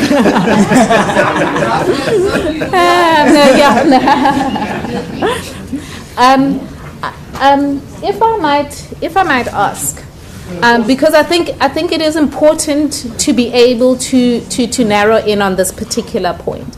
If I might ask, if I might be able to confer, because this is a position that's being taken by both the President and the legislatures, and for us to be able to come back to you on that particular point. Yes. Is there another topic you want to move on to? The last topic I want to be able to deal with is in relation to the excision of the words notice of expropriation that you have proposed to my leader for the president. Leave that for last. Yes, we leave that for last. We're able to get some clarity from positions, and the other one becomes easier. Yes. Yeah. Yes. If I might ask that we then stand down now and then we will address both after. Yes. Stand down. For 10 minutes. 10 minutes. You want us, we can. I think you want to not be rushed to 10 minutes. Take your time on this. Without pressure. Are you able to wrap up your section? That's what I was going to propose, Justice Saldana. If you don't mind, we'll complete all of our submissions but for this aspect. Then we can use the adjournment time to resolve it, and we can address it first thing tomorrow morning, if that suits the court. Thank you. I appreciate that. Thank you. Thank you. Yes. Yes. Thank you. Okay.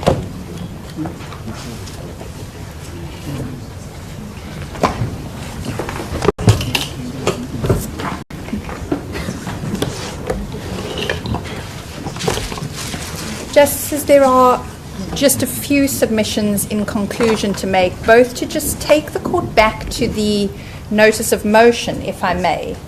I seem to have lost my notice. Here it is.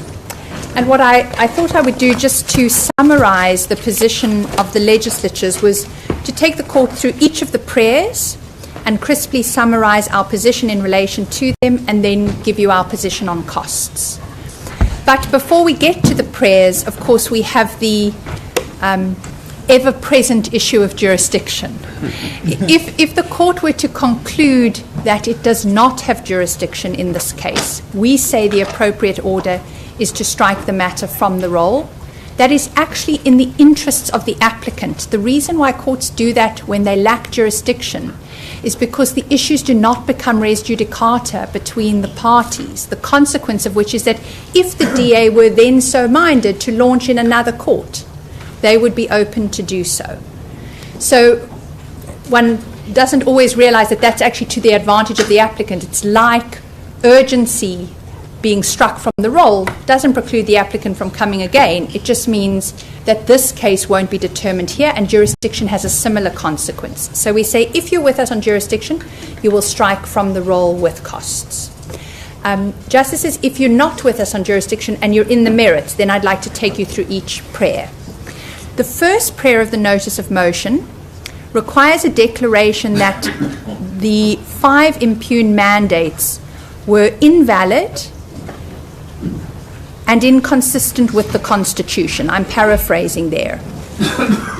The reason, in summary, that we say that prayer should not be granted to the DA is because there is no constitutional provision that requires mandates to be given only in plenary session.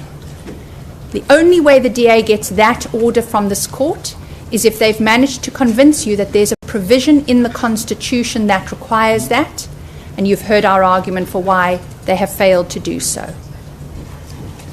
If we move to prayer 2, prayer 2 actually reveals the absence of the constitutional hook point that we've taken before the court today.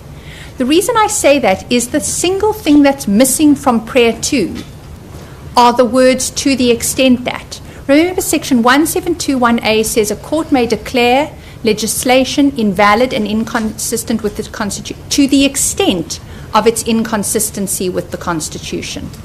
So you always, as an applicant for constitutional relief impugning an act of Parliament, have to have those words there. It is noteworthy we say that prayer 2 does not have those words. Prayer 2 says the Expropriation Act is declared to be inconsistent with the Constitution of the Republic of South Africa and invalid. We say lurking in the absence of the words "to the extent that" is the fundamental failing in their mandate's case. But doesn't it follow from the fact that there are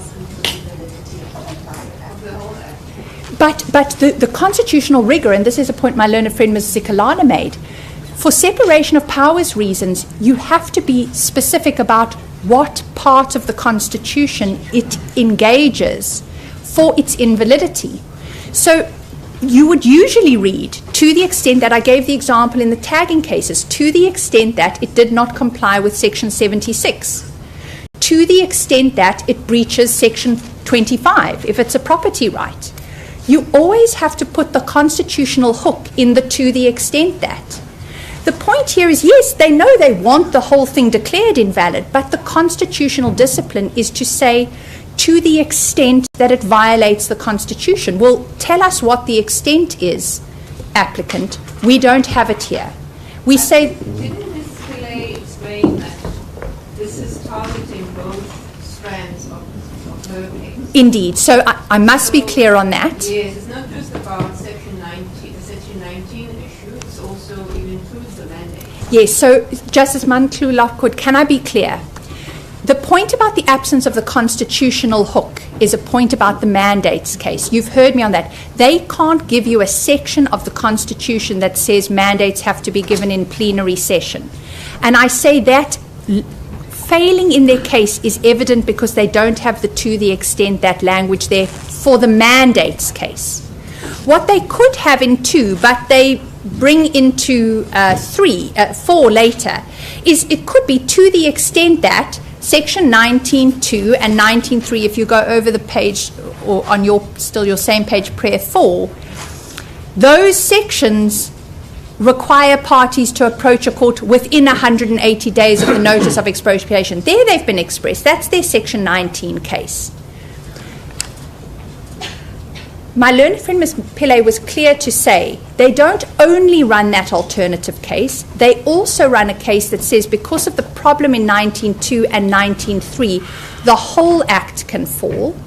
But then Prayer 2 needed to say, to the extent that the 19.2 and 19.3's reference to that language renders the Act irrational or renders the Act inoperable or unworkable. That's what you find in the explanation in paragraph 61 of their founding affidavit.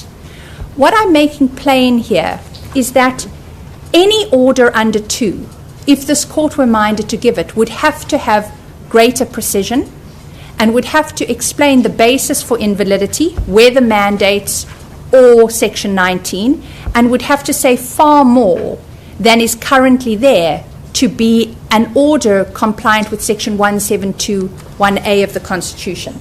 It's just helpful if we do for a moment look at that language. If I can find somebody will give me, we have multiple constitutions flying around.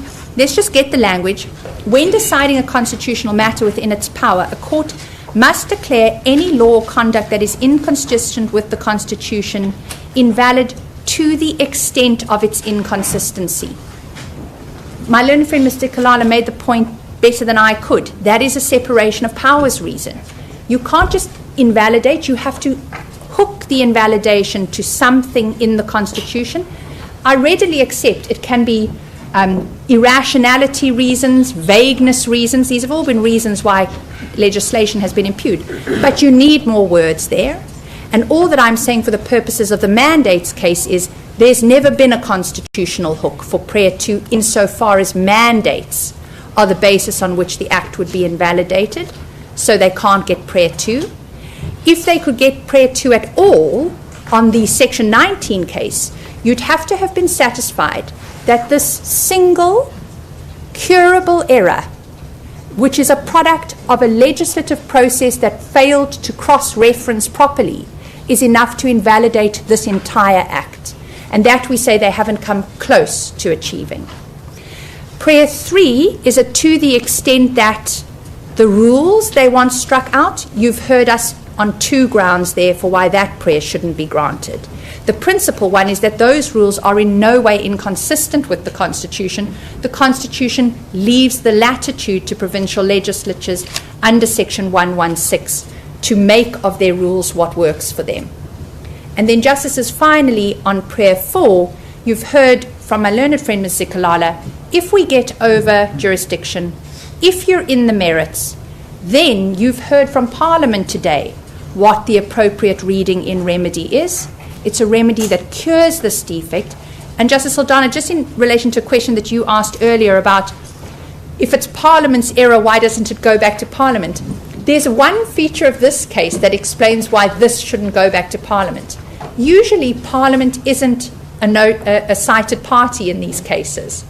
The usual cited party is only the national minister representing government, because that's what our law says we need to have as the voice from the state about the passage of legislation. It just so happens, because the DA had a mandates case as well, that you have the NCOP and the Speaker here, and so you actually have an indication from Parliament that if you follow its process diligently, you'll see as a court, as it has recognised, there was an error in an updating of a cross-reference. And that's why, if any remedy were to be given, we say it's the reading in remedy consistently proposed by both the Presidency and the legislatures, but with the question that we are holding over to tomorrow to be resolved in due course. Justices, finally, just on costs, the NCOP and the Speaker took the position in their papers that if they were to succeed, that BioWatch would apply and they would not seek costs. That remains the position in relation to those two national Houses of Parliament.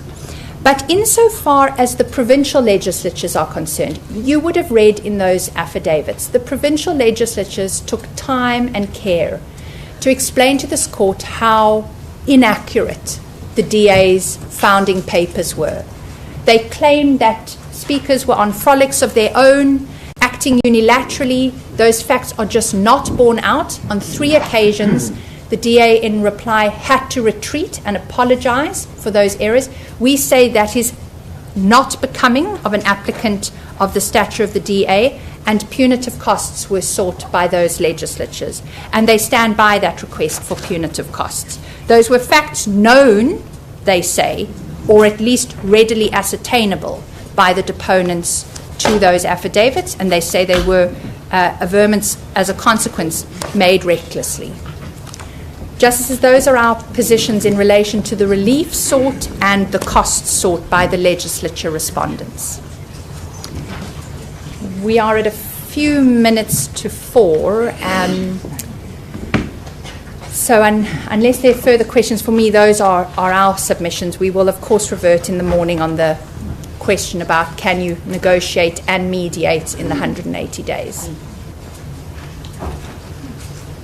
Don't tempt us to ask you. No. Thank you, Justices. Yes, of course. Yes.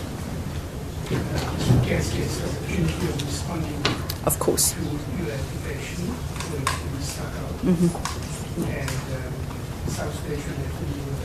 Indeed, certainly, Justice Saldanha. I also think was asked from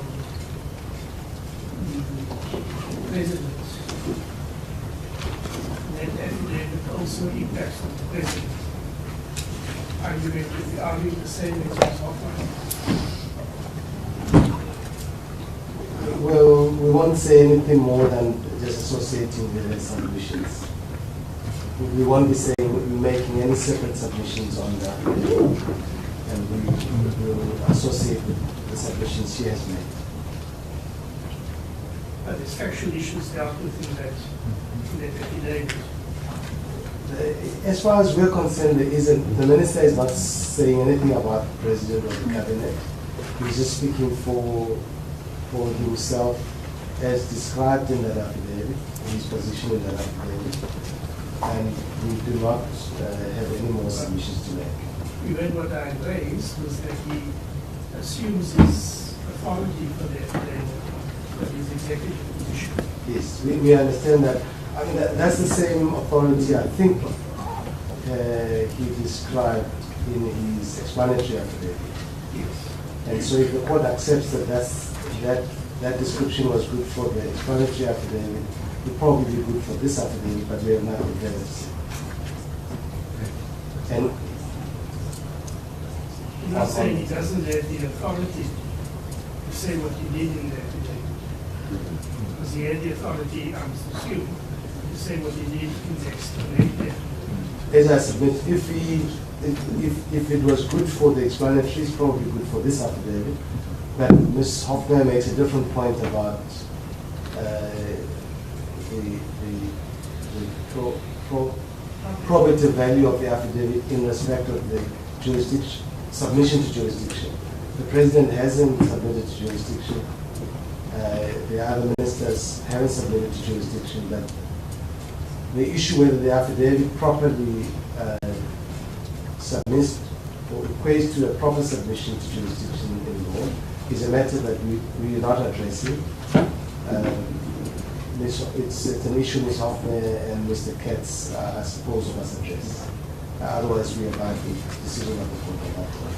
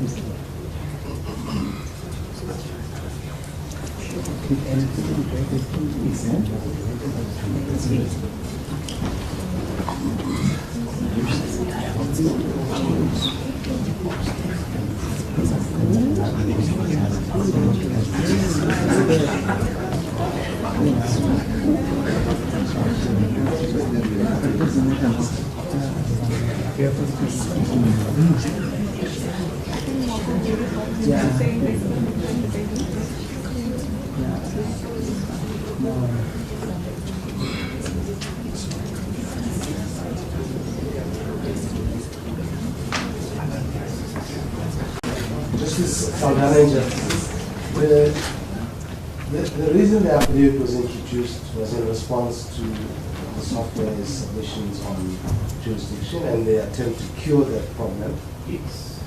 We, as I've always indicated, the President hasn't taken an issue on jurisdiction, highlighted the concession he made, and we have characterized that as a concession of law, which is not binding on the court. To the extent that there's an issue about the admissibility of the minister's affidavit, its probative value on the question of jurisdiction, and whether, even if it's accepted, it cures the problem with jurisdiction, is a matter that's disputed between Parliament and Mr. Katz. Parliament has addressed that issue fully. Perhaps it is only just that Mr. Katz, given that we have 5 minutes left, says he's 5 cents worth on the issue, and tomorrow we can carry on with what we need to carry on. Otherwise, I can't help the issue by speaking about the minister on behalf of the President. I just don't know. I have no instructions on what the President's reaction is to the affidavit, to his cabinet minister doing what he's doing. All I know is what the President has put up on affidavits.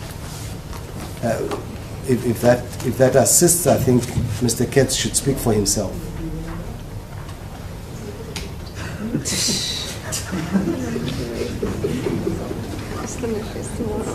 And you can do more than that, yeah?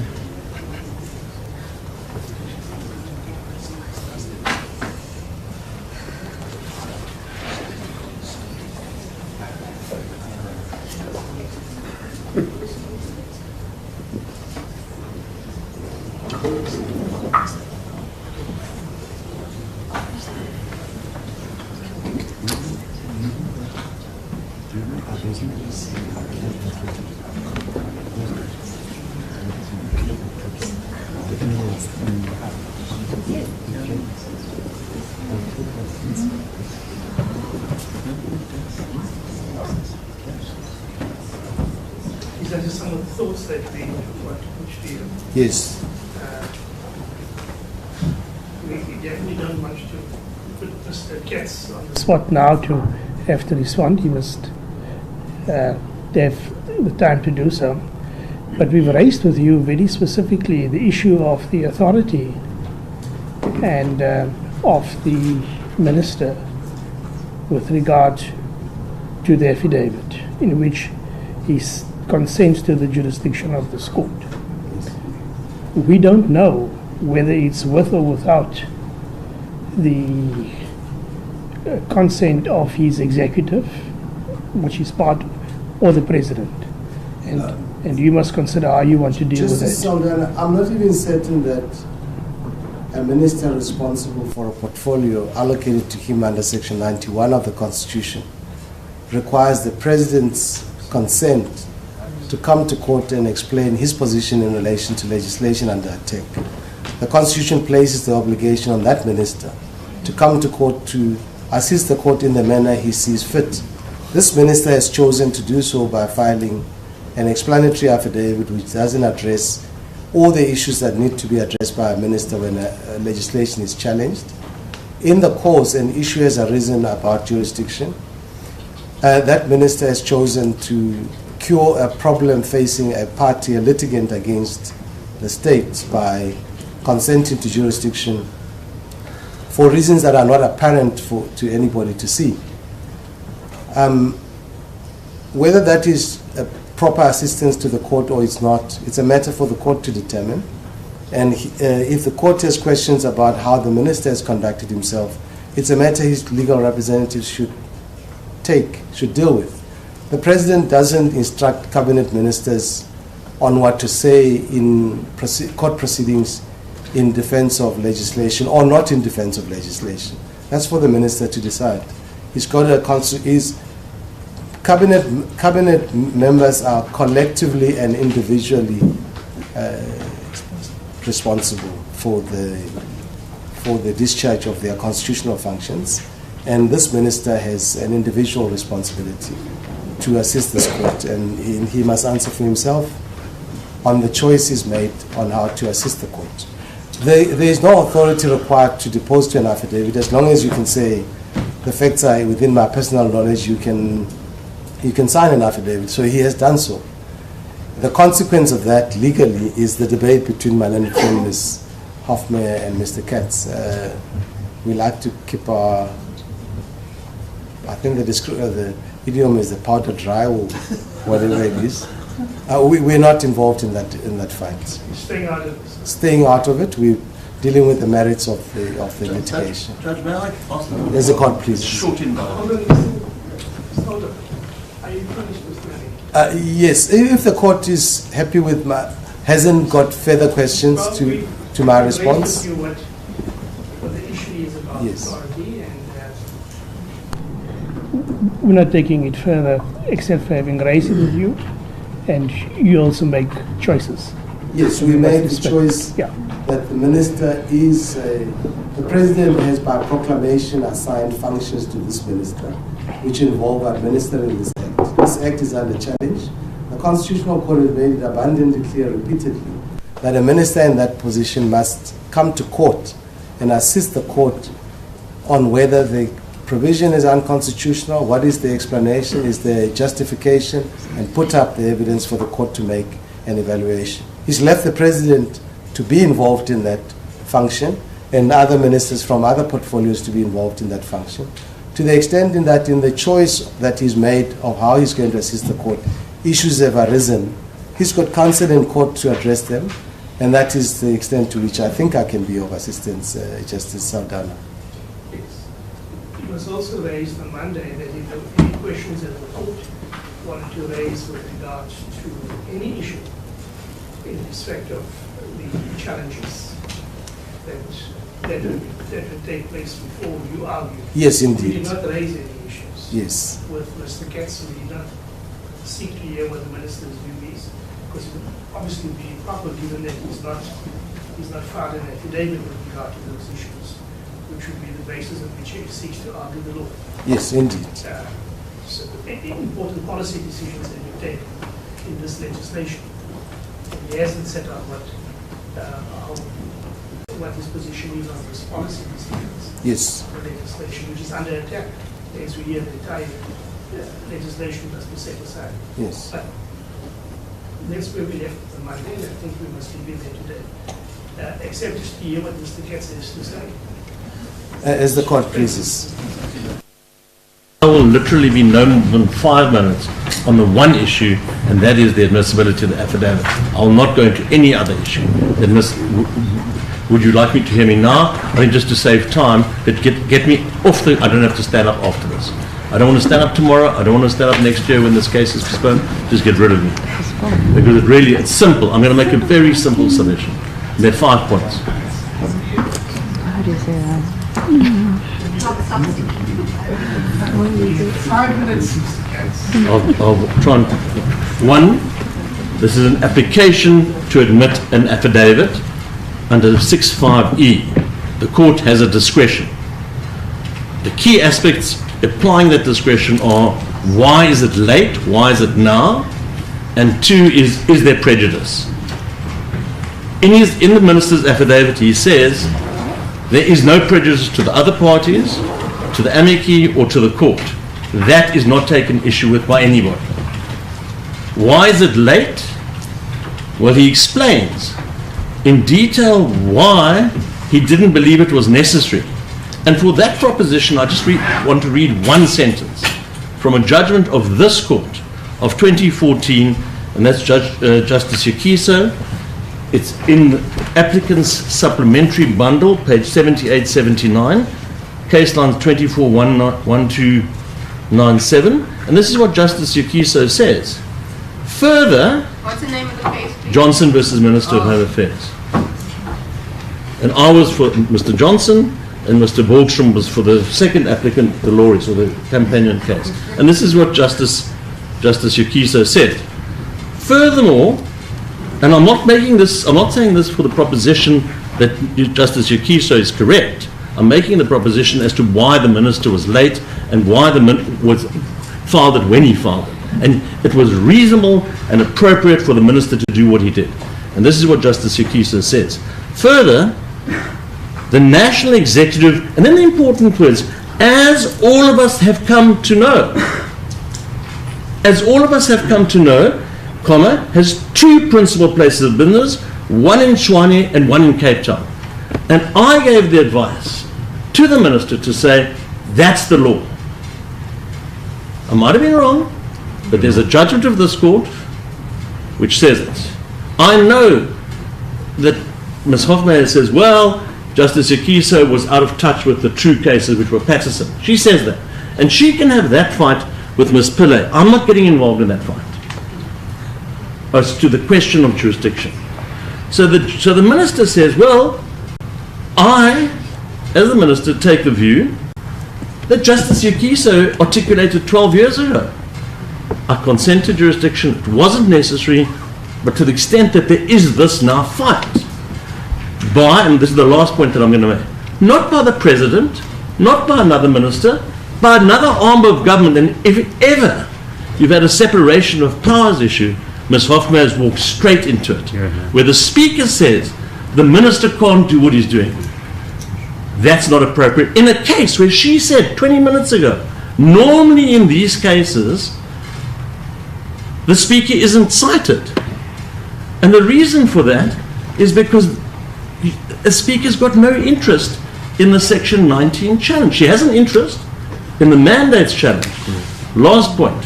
The minister has no issue, one way or the other, in respect of jurisdiction or any interest in, not any interest, in any comment on the mandates challenge. It's way out of his remit. It's only a question of Section 19. The speaker has no role in that challenge, as far as the minister is concerned. And that is a separation of powers concern that I asked the court to take into account in respect of the speaker's travelling in a lane that is not hers. Only on Section 19. Finished, 5 minutes. So why was it necessary for you on Monday morning, Excuse me? before the proceedings started, to make a declaration on behalf of the Minister of Jurisdiction? Why? If your minister believed it was not an issue, why Monday morning, the declaration? No, sorry. The question arose, let me put it this way. The minister takes the view that none of this was necessary. If you want to criticize the minister, or me personally, not the minister, for making the declaration on Monday, ex abundanta cautela, out of abundance of caution, criticize me. But the point is, this is a separation of powers issue, and I ask the court to take into account only for the Section 19 point, nothing else. It's not for the Speaker to be... And she said it. She said normally these cases the Speaker doesn't get cited. Why? Why she cited here? The mandate's challenge, which is not within my remit. So the point I make is... Because on Monday reading here, you qualified this declaration. Excuse me? On Monday morning, you did not qualify the declaration. No, I did. Oh, absolutely did. No, you said the Minister wants to place on the record Yes. that he consents with this court's jurisdiction. And the question, in the light of his affidavit, why was it necessary for him to do that? Because, well, if the court takes the view that it's not necessary because the court has jurisdiction anyway... We don't take that view, Alden. We don't preempt what the court may decide. I'm saying that on Monday, the Minister in his affidavit says, I assumed that this court had jurisdiction. Yes. Why on Monday morning do we have this declaration? So, sorry, with respect, what I remember saying, and I'll check the record, and the court will correct me if I was wrong. What I said was when I placed myself on record, I said the only reason I'm here is to answer questions and I informed the court that the Minister takes the view the court's got jurisdiction, no more, no less. And then Ms. Hoffman spoke. Hold on. You said the Minister consents Yes. to the jurisdiction of this court. To the extent that it was necessary. And then Ms. Hoffman spoke, and I qualified what I said. And I said, by the way, that consent only applies to Section 19, not the mandates. I did do that. I did do it. I was very clear. I did do that. I was very clear, and I'm very. Because I've been thinking about. I argued Johnson all those years ago. It's me. It's not. So it's not as if it's somewhere out the air, and it's been going. I mean, I was Darwood. I was the national. Excuse me? She remembers, and you can ask Justice Slingers what happened when it got to the Constitutional Court. They didn't deal with jurisdiction, but the appeal didn't succeed. And Justice Slingers will recall. The 5 minutes is over. My As a piece of the court. I've got nothing more to say. Excuse me, Justice. As a piece of the court. Thank you, Mr. Katz. Thank you. You've applied to have the affidavit struck, so you don't get a chance tomorrow to, and not today. If there's anything else to be said. Pardon? I suspect that. Ask, is there anybody else who wants to say anything about this beleagued affidavit? Ms. Pillay, you shake your head. No. Thank you, Ms. Pillay. Justices, we are a little concerned with this whole jurisdiction points we use the other three applicants, because jurisdiction was not raised. We were invited to this court after we issued our application in the correct form, and it was with the consent of all the respondents at that time on that application. All of them have consented in our application, and I think in the fatherless stichting application as well, to the jurisdiction of this court. So have you wasted though? They on a point in limine that should have been raised on Monday? I'm not sure.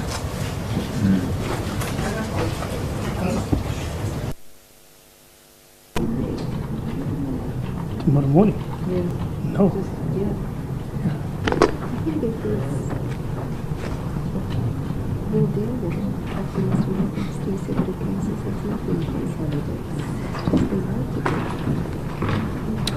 Good. Is there anybody else? Yes, the Emperor. Yes, sir. As it is the court, Honorable Justices, my only concern is that judging by the number of people that are still going to talk, and looking at the time that most of the people take, I doubt very much if tomorrow will all be. And for me, it's a big concern. First of all, I live in Johannesburg, and I've been here for almost 5 years. I don't know whether it is proper to say, if we don't finish tomorrow, let's run the Saturday, so that we don't have to push into Monday, Tuesday next week. I don't know how to solve it. Thank you. The Emperor raises an important issue with regards to, realistically, are we going to finish tomorrow? Amongst ourselves, we had thought that we should ask you perhaps just to bring your diaries tomorrow if we do not finish tomorrow. Realistically, we still have some work to do, and in fairness, we've got to give everybody a fair chance of being able to present. The respondents are still midstream, and then each of the amica have the opportunity of addressing the court, and then of course the applicants have the opportunity of replying. And so realistically, the Emperor is correct, we're not going to finish tomorrow. But I hardly suspect that we are going to be able to sit on Saturday, given people's other commitments. Everybody, large part of the team comes from Johannesburg, Pretoria, and they've got flight arrangements and all of that. Besides that, the court, I can't speak on behalf of my sisters. Pardon? Even if we're going to Saturday. My sister's right, she says, even if we sat on Saturday, we might not finish. And so realistically, we'll have to talk very hard about exactly how many days we need to finish. Unfortunately, Amber, you've raised it, and thank you for doing so. But I doubt we're going to finish tomorrow, and that we're going to have to start looking at further days. Next week is also not practical for us because each of us are in trials that are ongoing. We've been plucked out of those trials to come and spend a full week here. So it's not possible for us to simply reconvene, and I suspect each of the council here also have other commitments that they need to honor to their clients. So tomorrow morning, will you bring your diaries? And so at the end of tomorrow afternoon, we could just look at what is realistic in terms. We might not be able to settle the date because amongst yourselves, you would have to go through a round-robin process. But let's just agree in principle as to how many more days we would need. And realistically, when can those days be found in our diaries? If you'll do that, is that?